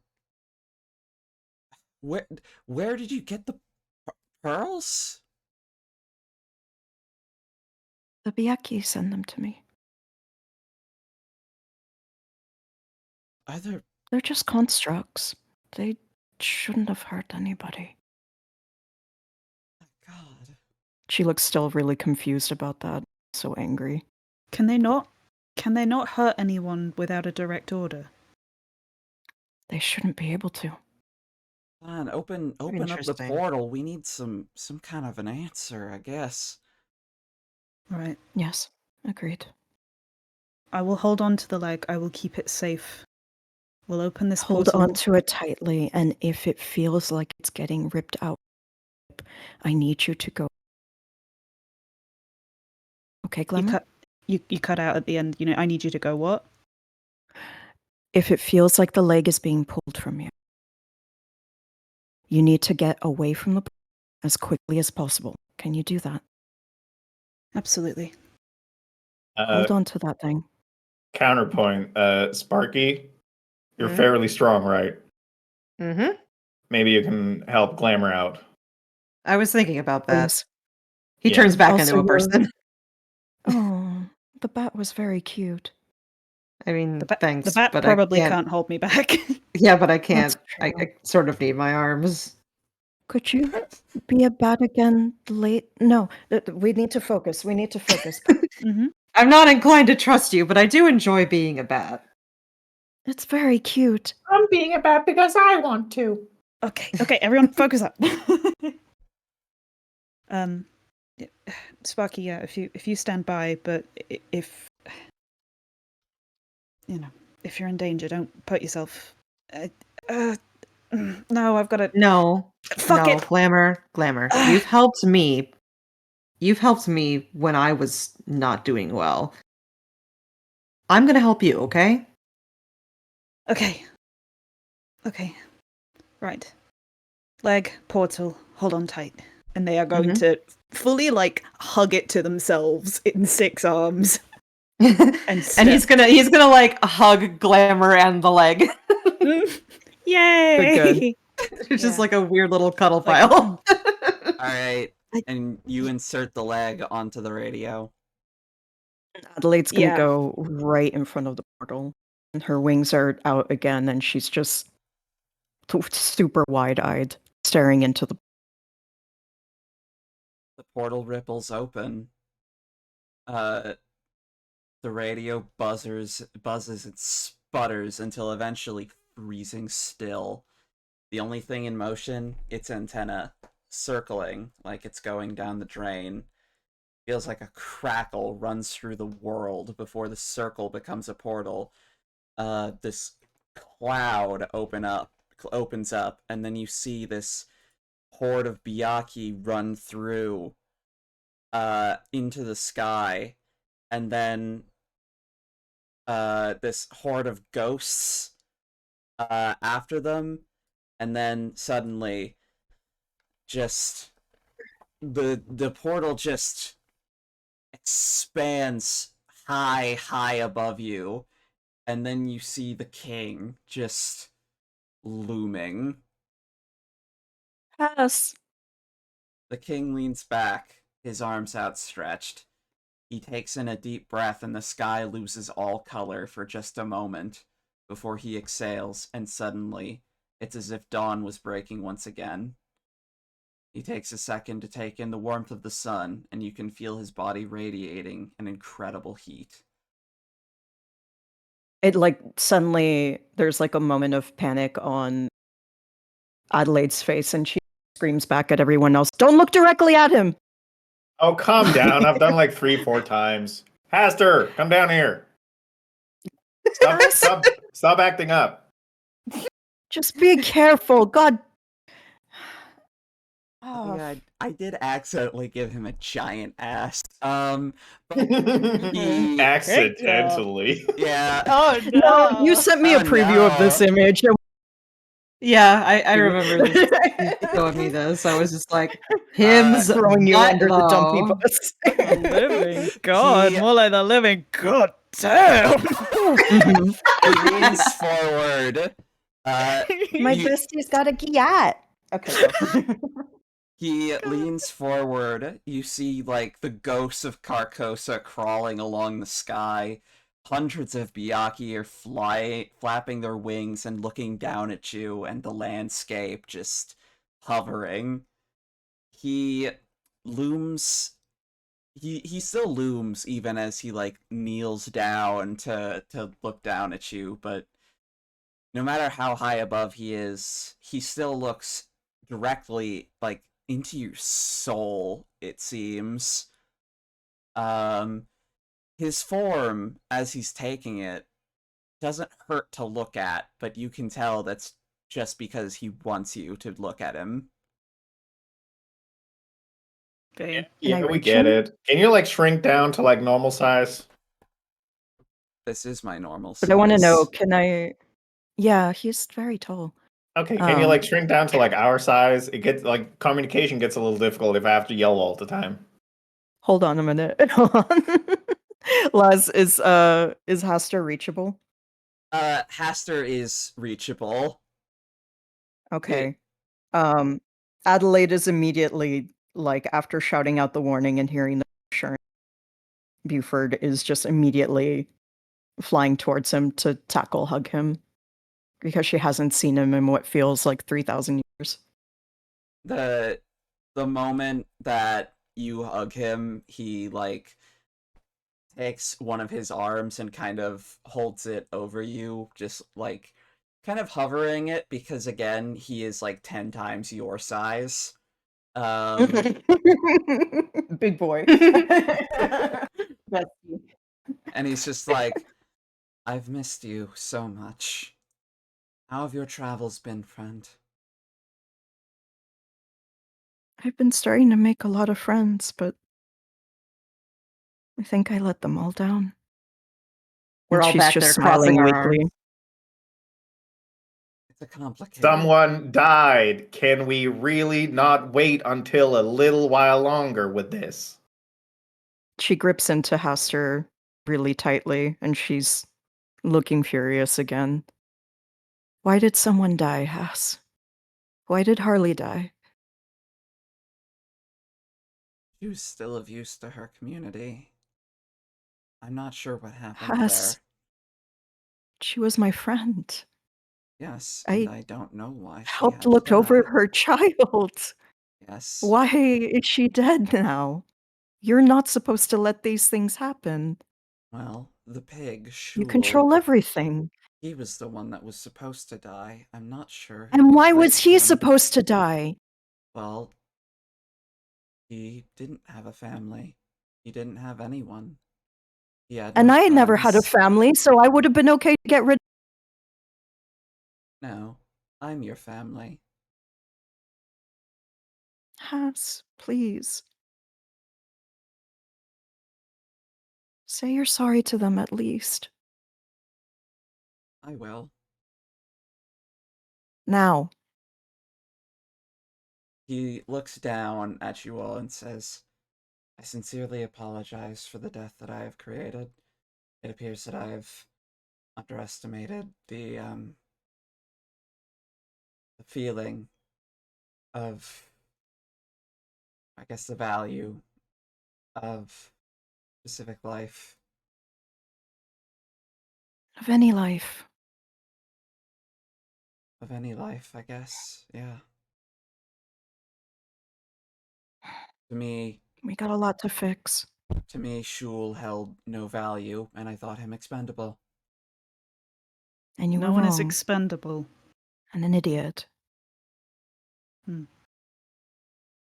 I still love you very much. Well, thank you. If we want We there gotta to be fix a lot of things, okay?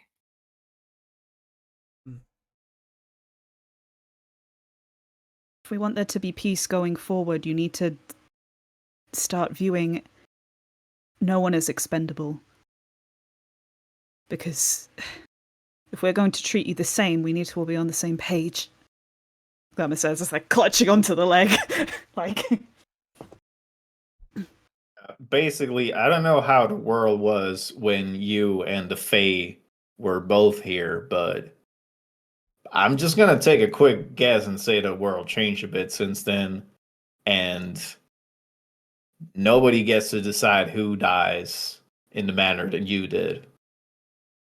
Everybody's worth something. Hey. And there's a big loss in the Fae community now. And you know, if you are this all powerful king, you really missed the mark. So, you know, something happened. You killed somebody. That's one thing. You still killed somebody trying to figure out. incidentally. That's another thing.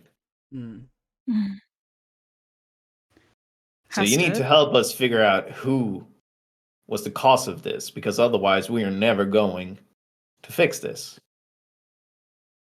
someone drew Harley away.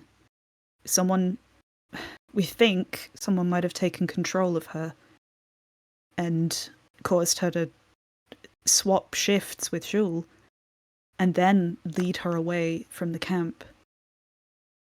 Well, And an outside force is not what I was expecting, but someone who can keep up with my level of planning is, well, troublesome. I look over at Glamour and I have a worried look in my eyes. They return it. Mm-hmm. You think? Well, I have a question. I'm just a simple country bumpkin, and I don't know much about magic. But I would surmise that you, Haster, now having some sort of presence in this world, could tap into some sort of, I don't know, divination, some sort of magical radar. Essentially, you were this problem was caused because of you and Adelaide's meddling. You get to fix it now, and you're in here, so start fixing. Fine. You're right. Don't give me fine. Give me a yes, sir. God damn. Okay, he doesn't have to say yes, sir. You could. He doesn't get to say fine when he killed someone. No, I agree that he shouldn't. All right, so we agree. Allies, Continue. but he doesn't have to call you sir. You're just He's being not king of my world. Mr. Propane. He's not. I meant no rudeness. Thank you. He's Southern. Just whatever that means. Just play along. I'm Carcosan. Yeah. Cultural differences. I'm from the moon. Anyway, we don't have to get into that. I'm sorry, you guys are just really good. No, it's good. The give me a sir goddamn and the cultural differences I'm from the moon were just a good 1-2 punch. I apologize. Yeah. Aster. Yes, Adelaide. I mean, just know how much, even in being here for 30 years, know how the people that are here mean to me. I gave them my sign to protect them. You. That. You don't see it on me, do you? I do not. Well, That's how much they mean to me. that's. So please, value them too. You watch as, for a second, the eyes behind his face kind of go blank. And then he returns, and in his other hand, materializes the corpse of, Harley. You piece of shit! Sparky. I'm sorry. Just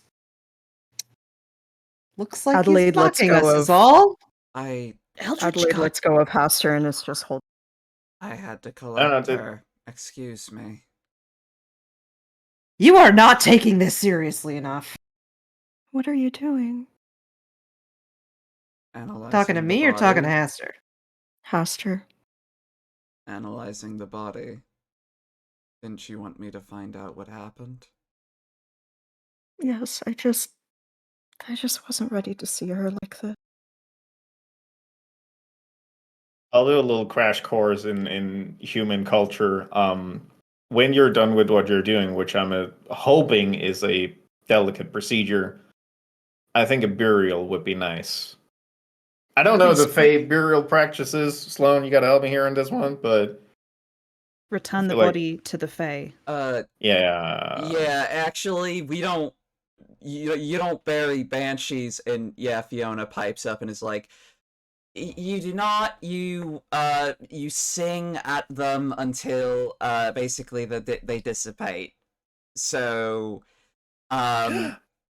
hoedown. Yes, kind of. Don't listen to me while I sing her away, or else you will also disintegrate. But No. Oh. You should let her hoedown. wife. You should let her wife sing her away. she's married? Oh, okay. Well, in that case. Oh yeah, no, it's bad. Okay. I just Yes. I thought I was the. Okay. It's if a bad there's time over here. if And there's Adelaide another is banshee- giving a glare to Haster. She has a family, and they Well, should see her again. Sing her away. well, in that case, I will leave the body intact. Has, god damn it.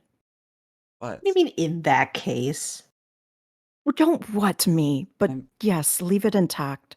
I'm attempting to be comforting. I know you're trying. I know. I have to say, this is the worst bedside manner I have ever seen. You haven't seen him like 3,000 years ago. Absolute little menace. I am not Well, a doctor. anyways. I am a king. I don't. Oh my god. No, don't start with that now. Don't. Glamour, Yeah, hold no. me back. Glamour, I'm about to kill this man. Glamour is holding half of their arms holding the leg, half of their arms holding Has- Sparky back. Look, I would do the procedure and I would give the body back. Okay. Gently. He holds his hand up, and then he holds his other hand over it and starts kind of like circling around. You could be too stupid. Yes. You can. It's really You good. can. It's a great system. That's kind of what Buford's got going on right now, I think. Yep. Yeah, the problem is I have like too many smarts, so I'm working it as like I'm very good at compartmentalizing. Yeah.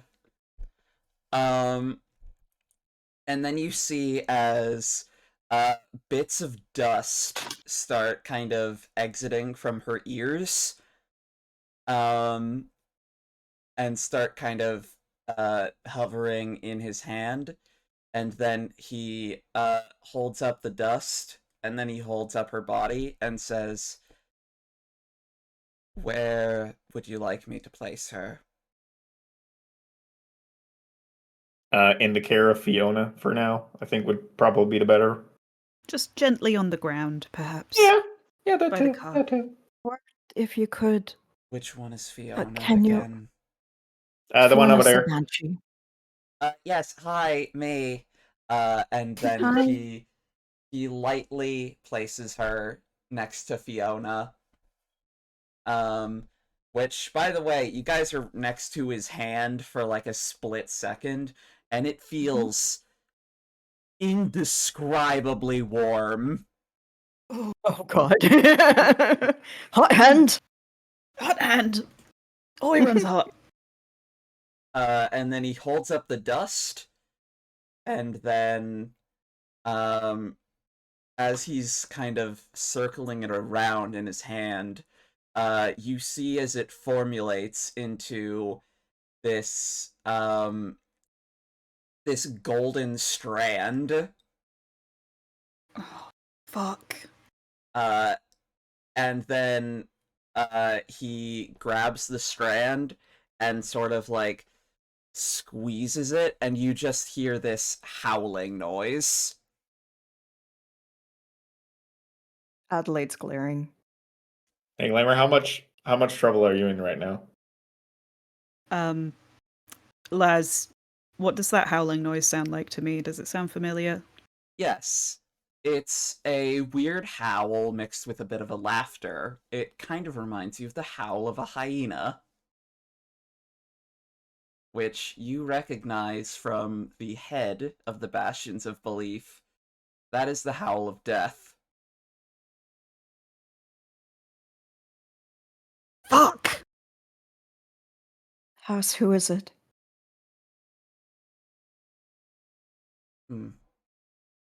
Well, this is the spirit of death. Also a lucid one, much like your friend there. But Glamour wouldn't kill Harley. It's not a good comparison. well,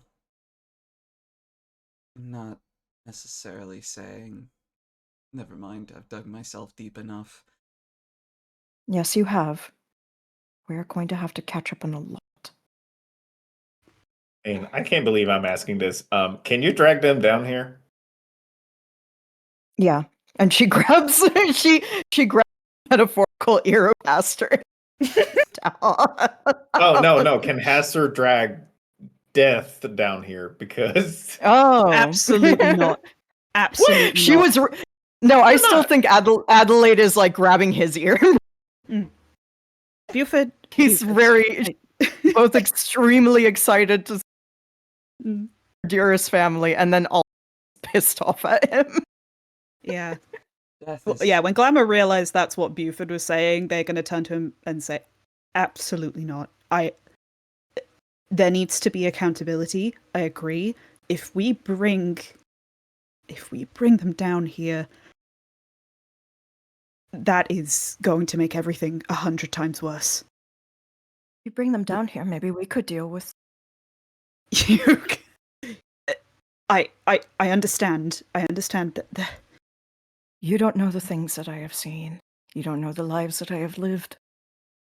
yeah, because you don't tell us because you lie every time you talk to us. Hey, Sloan, We've only are known you each other okay for with- 2 Shush! days.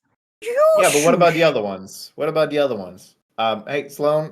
They are owed an explanation. It You just forgot me. it You are seems very like nice, so.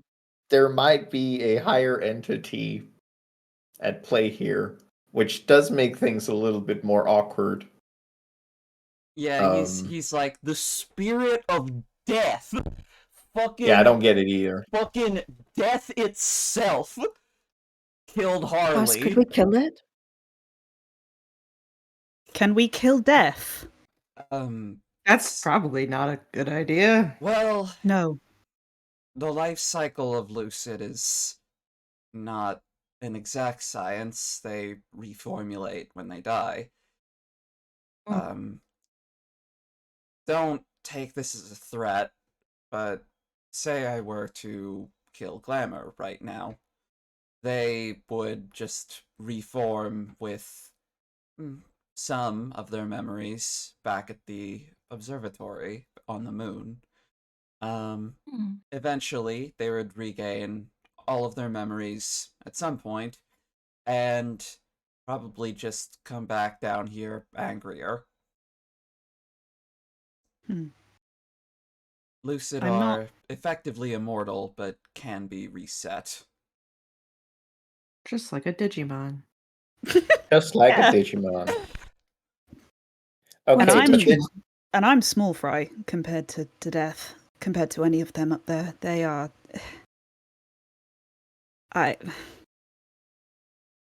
Okay, Adelaide's Glamour. tail If is you just if you twitching if you know angrily. these entities, I'm assuming.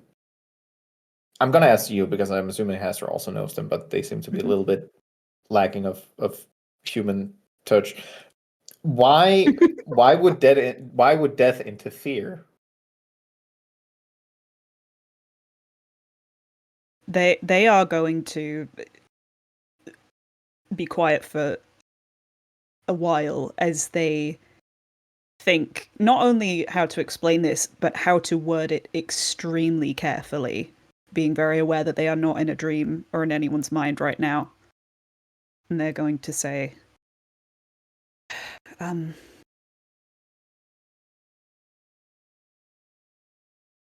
we, Lucid, do not interfere with the goings-on of the mortal world unless there is great existential threat.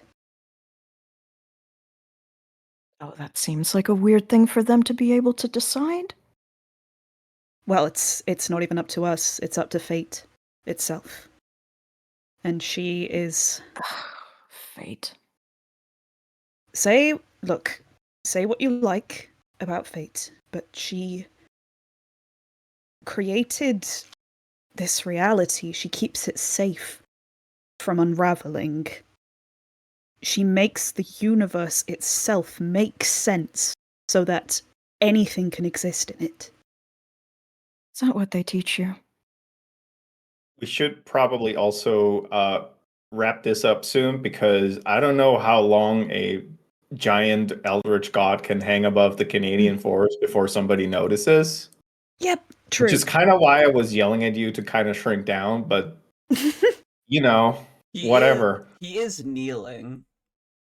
All right, that's better. Just the ass poking over the tree line. Yeah. Eldritch ass seen above the Canadian forest. Board 11.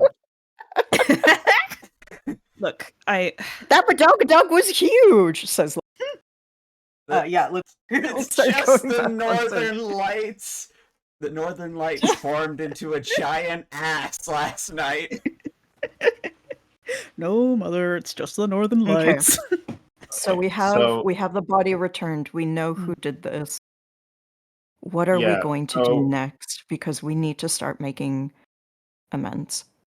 Yes, we talked to Hester earlier, and we suggested having one stable portal and a continuous talk and exchange between the two communities. We are not going to be okay with the ability to open and close portals willy-nilly. That's not going to happen. You would keep a portal open. But keeping a portal open, keeping communications open, talking, understanding, Sloan, this will be a huge ask for the fake community, but it will also be a huge ask for the Eldritch community. Oh God, I feel like we. Dr. Sloan? I don't know if people are gonna be crazy about that back at the camp, but it would mean that you could keep the leg. We could get it back for you if, unless there is some other artifact as powerful as this that the Eldritch can use, they...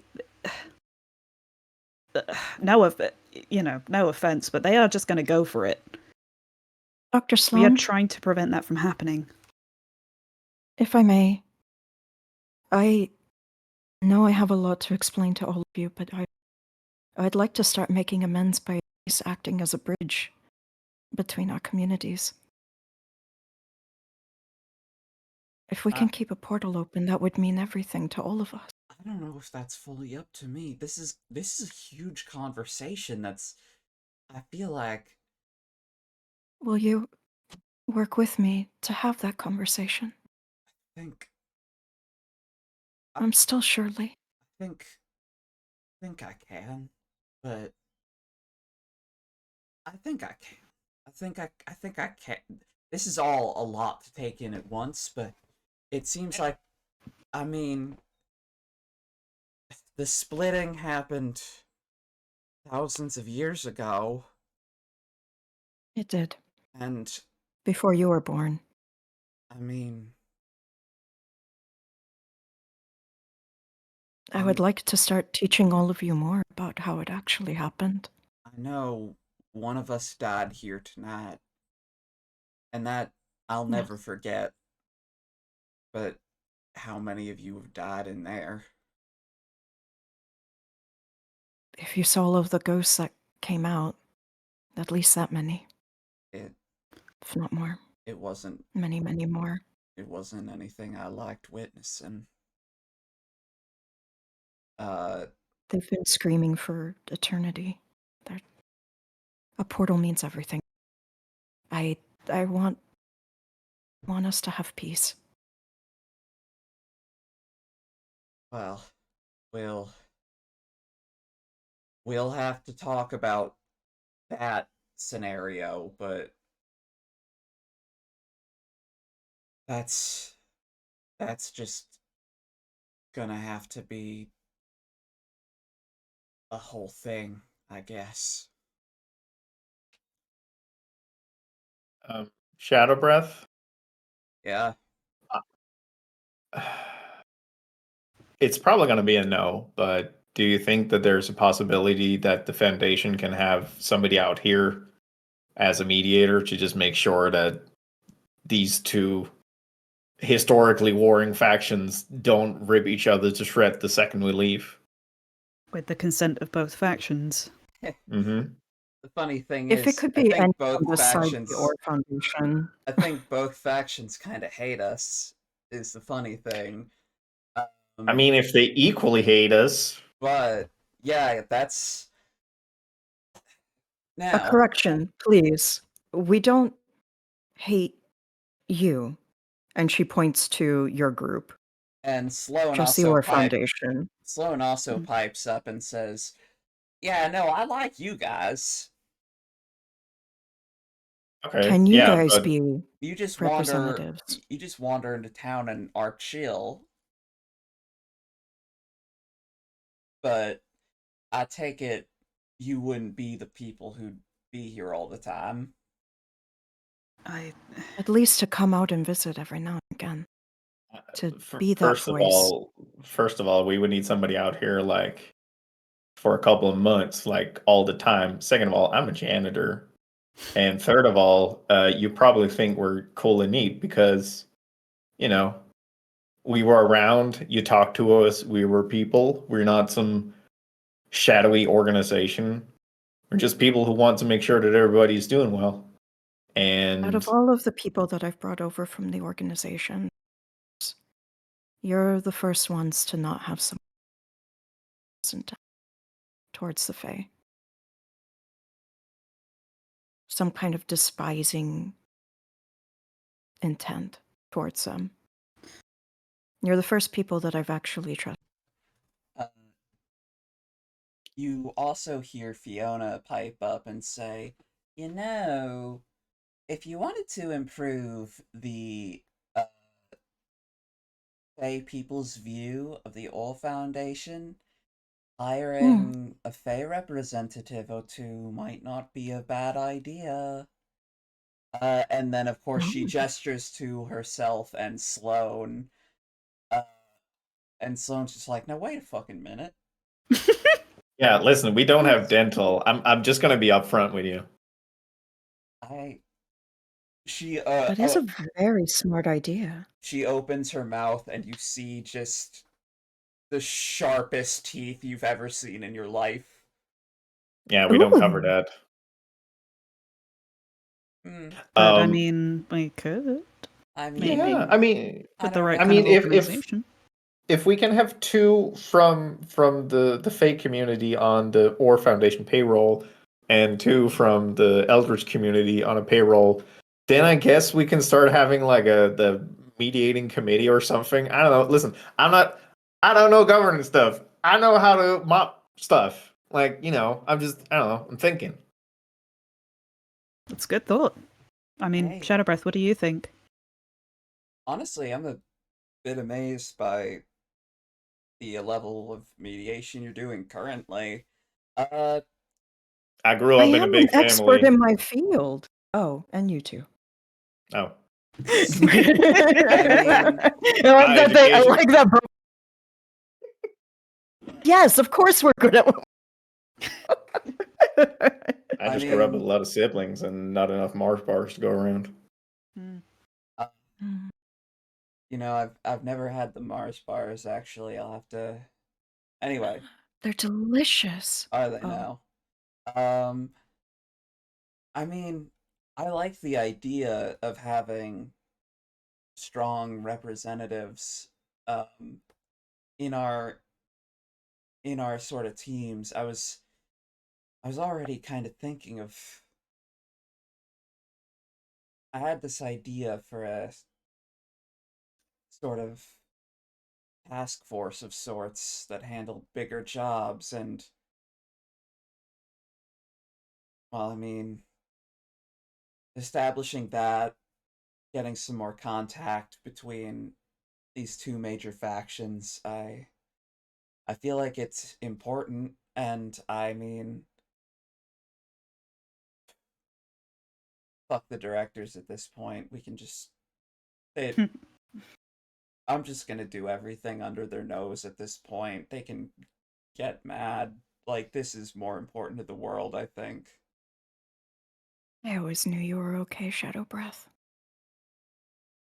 Hey, I do my best. And I mean, what have they been doing exactly?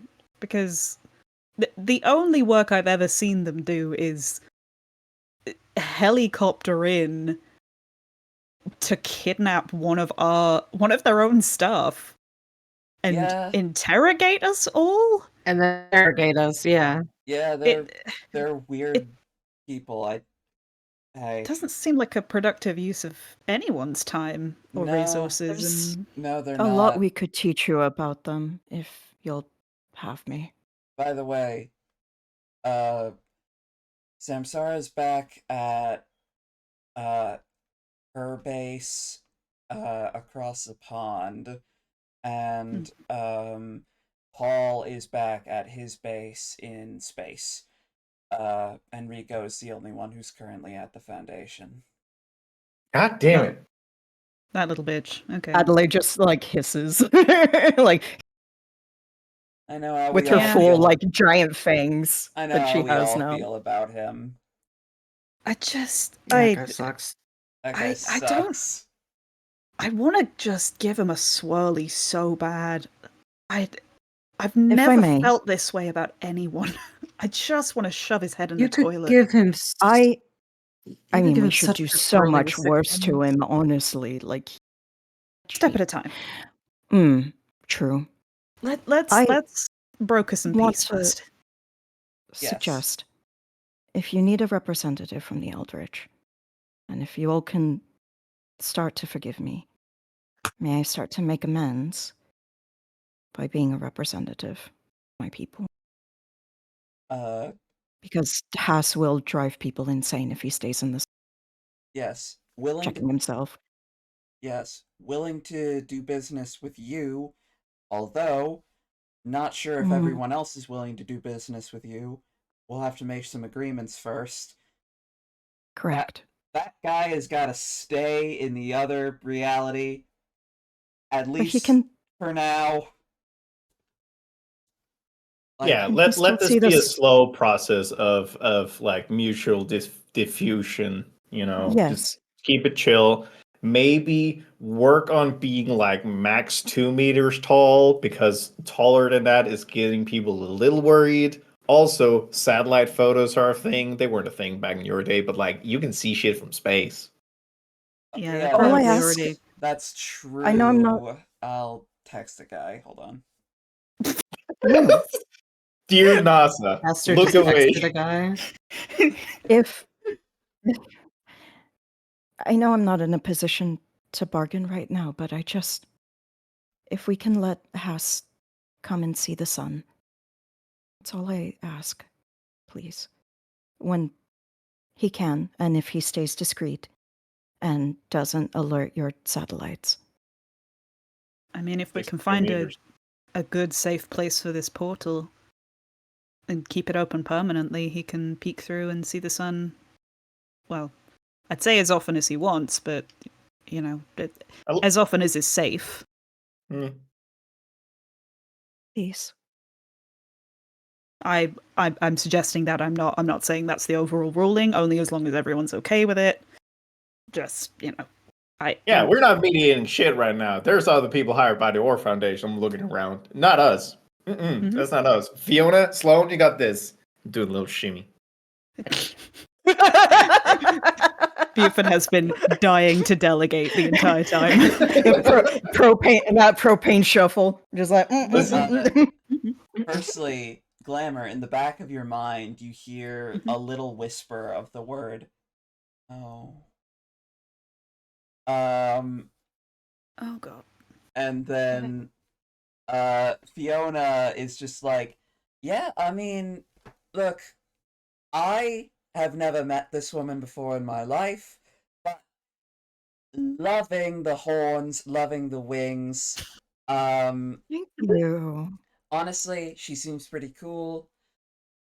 That said, don't know what you all just went through with her, so I'm just kind of here." Um, Do I recognize the voice? oh, yes, you recognize it as the voice of fate. Oh great. Adelaide is clutching onto Hester's hand very tightly and just giving it a squeeze. And Sloan is just like, I mean, I'm willing to trust her if others are willing to trust her, but I mean, I'm still a little befuddled myself. Does this mean I have to live at the Orr Foundation? Oh God, No. It'll be a local station. You still live in your communities and you make sure everything works well. You will just be on the Orr Foundation payroll. Basically, just make sure nobody kills each other and you're going to get a monthly paycheck. Oh, that's a great point, actually. Shadow brought onto the payroll. I do require my current console. It's only fair if Okay. I forgot that you have a consulting license. We will take that into account. Hey. I'm trying to see what all I can get away with, but I'll make sure you two are taken care of for sure. Fiona, the rest of them. Fiona, do you still want to live in Scotland or? No. I would like to actually go live at the Foundation.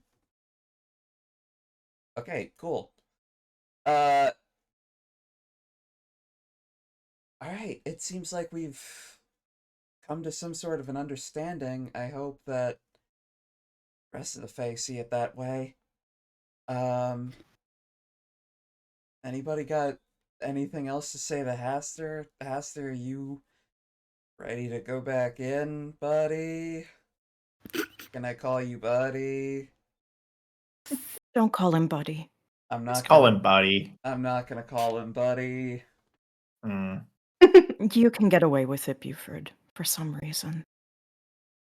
I got chutzpah. That might be it. I'll have to investigate this root spot.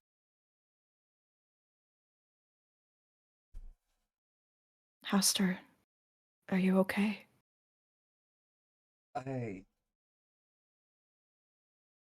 When I came here, I thought that we would be tearing each other apart today. It's strange to not be. But nice. It is nice. That's good, right? Yes. We don't have to. There can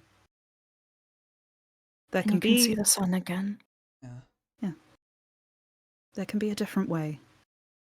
Kind of half saying it in their head. The vitamin D will be good for you. You look like absolute shit. And she's just grinning. Don't I know it? She gives him a huge hug and is crying a little bit. And he kind of holds his hand over, like before, as he starts going back into the portal slowly. See you again soon, okay? Goodbye, my friend. I'll see you soon. Bye, Has. And then there's just the radio.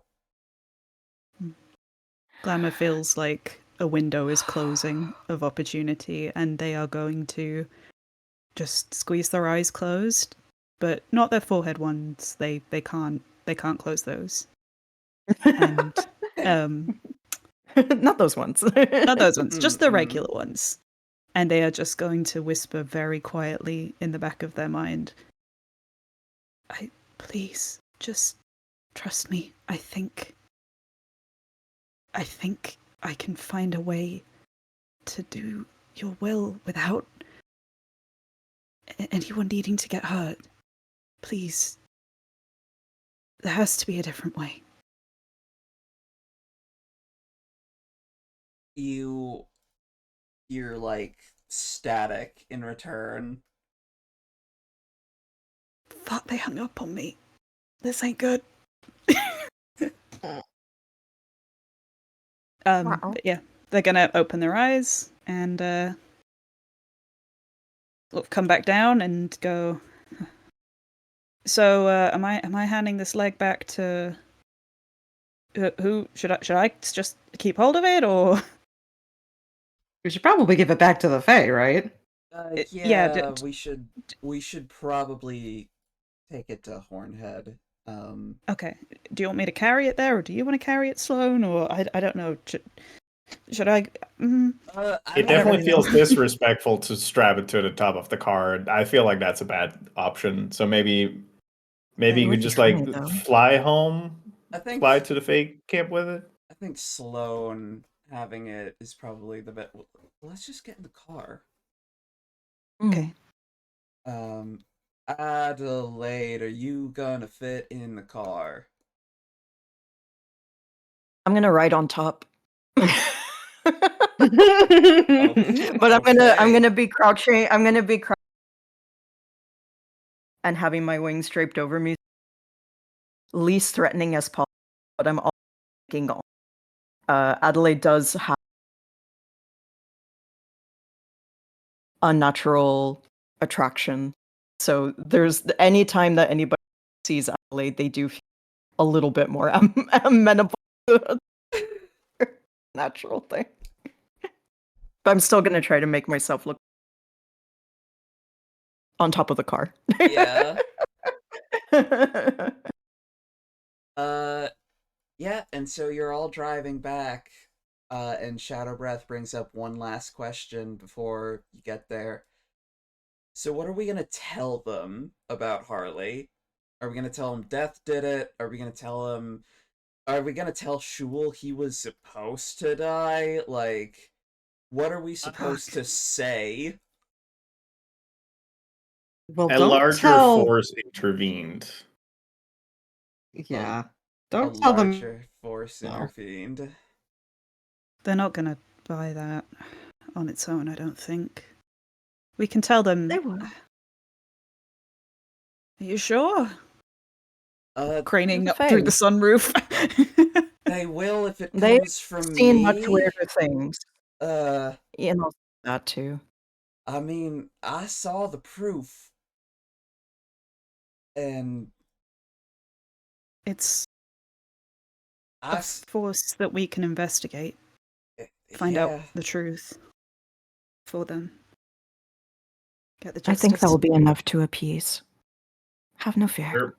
We're bringing the leg back, and we're going to have a proper burial, Mm. and we are going to continue the investigation and hold death accountable. Shit. Yeah. Or at least get an apology would be nice. I mean, All right. it's like, was she supposed to die? Like, how does death? You know, these aren't Right questions to I need say to she know. was supposed to die. Yes. Maybe we keep out the concept of death now that I think about it, because I think it is. I think you're right. It is just going to be more confusing. Yeah. Yeah. A tragic misfortune. Tragic Oh, misfortune. Harley. A powerful spirit. Just a force. Hmm. Just a force that was beyond even Haster. And that will get Hornhead to listen. I'm worried it won't be good enough for those left behind, and it might keep them more terrified. It might, but I think death would be more confusing considering everything. Hmm. We do have to let the Fae know that they've been for thousands. Baby step. Thing at a time. Yeah, baby steps. That's fucking crazy. Just a little bit. Holy shit. Mm-hmm. Trust me, I've been feeling all sorts of things for the last.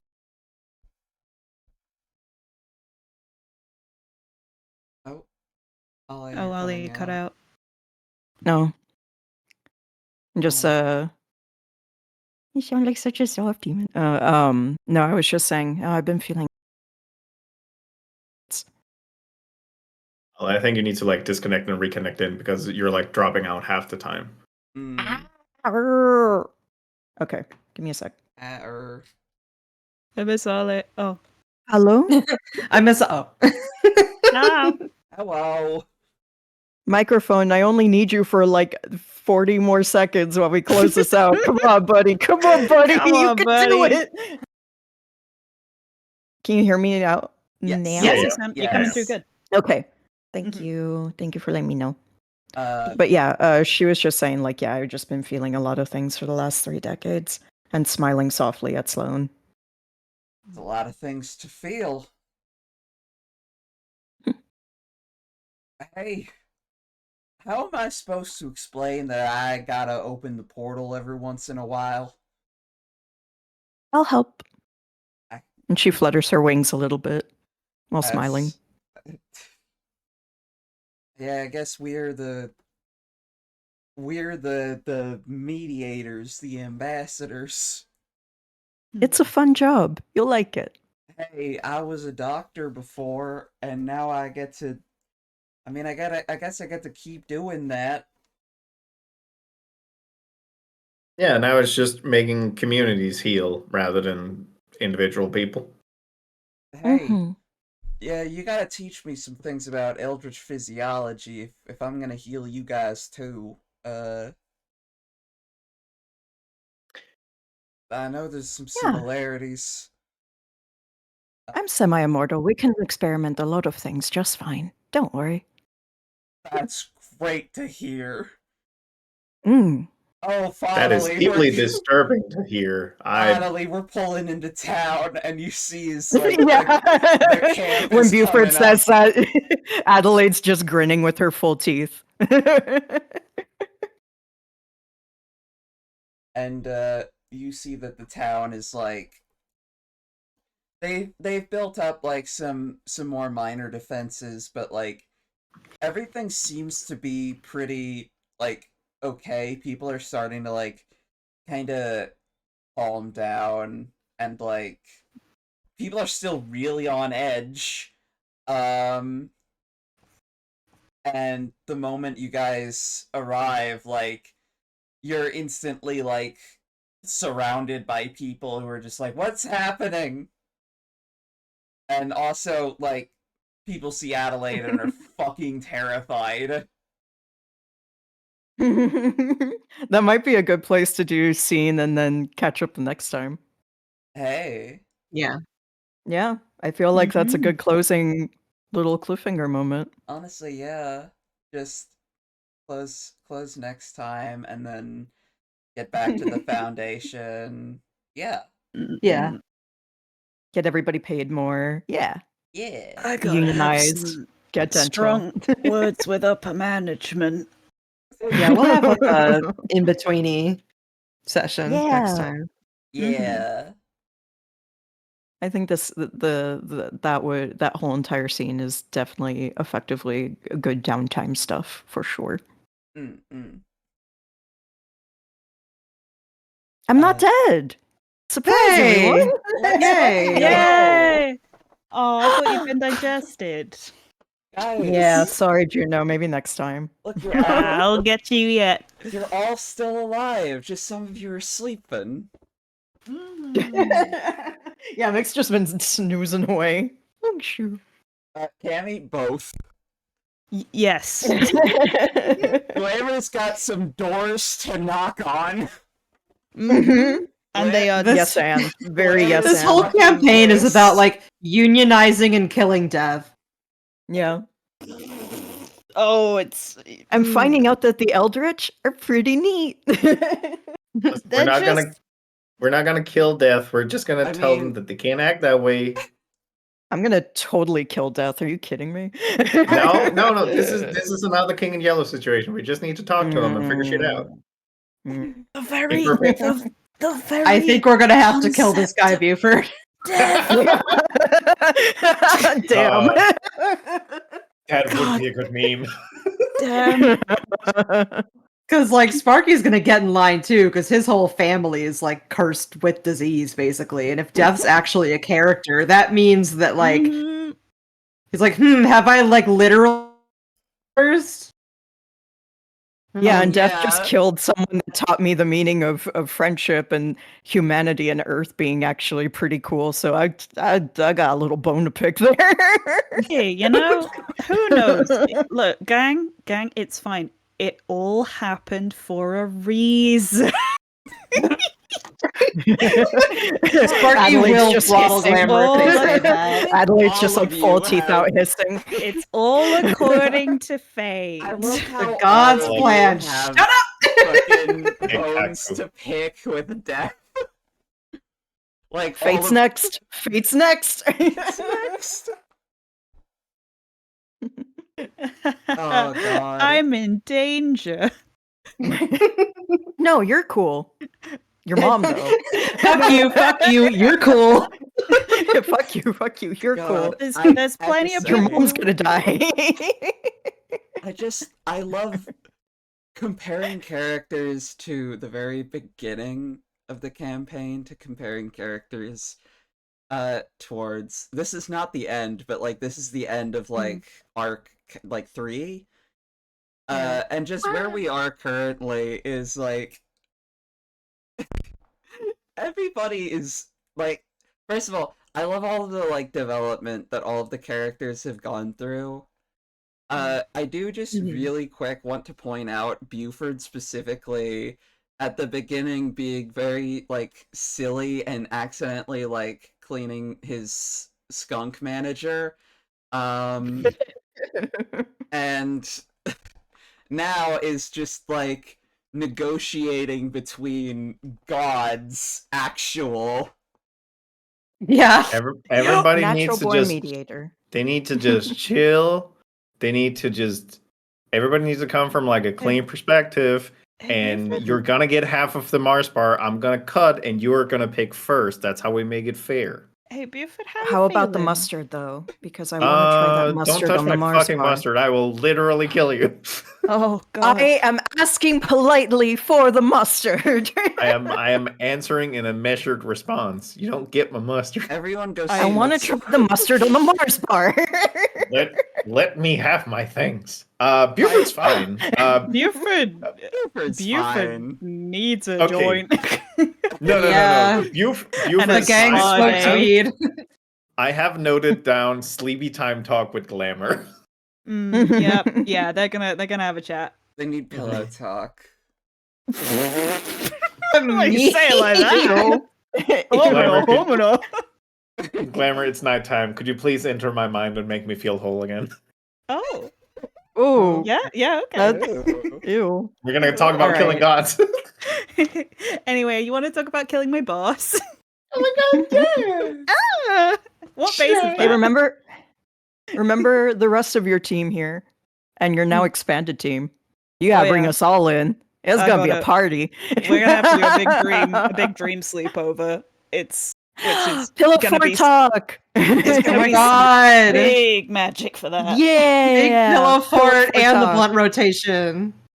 Oh, dream blunt rotation now. Everyone, This whole come into my party. mind palace and smoke this bong with me.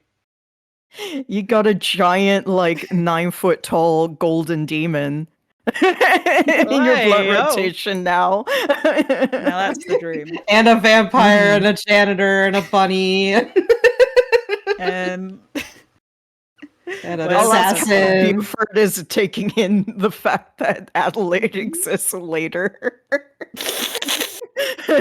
All this compartmentalizing's got to be taken care of at some point. mhm. You know what? A trooper, true trooper. I think I saw earlier in chat, like, I don't know if it was Splasher or Camie or someone saying, like, oh yeah, Buford's gonna compartmentalize this and then he'll process it and spiral about it later. And I'm like, yeah, when does that happen? When does the Off processing screen. happen? Off screen. Hmm. It's feel gonna like be a yelling at a long god text to is- Violet. Yelling at a god is very therapeutic, just so you know. Mm-hmm. No, it is.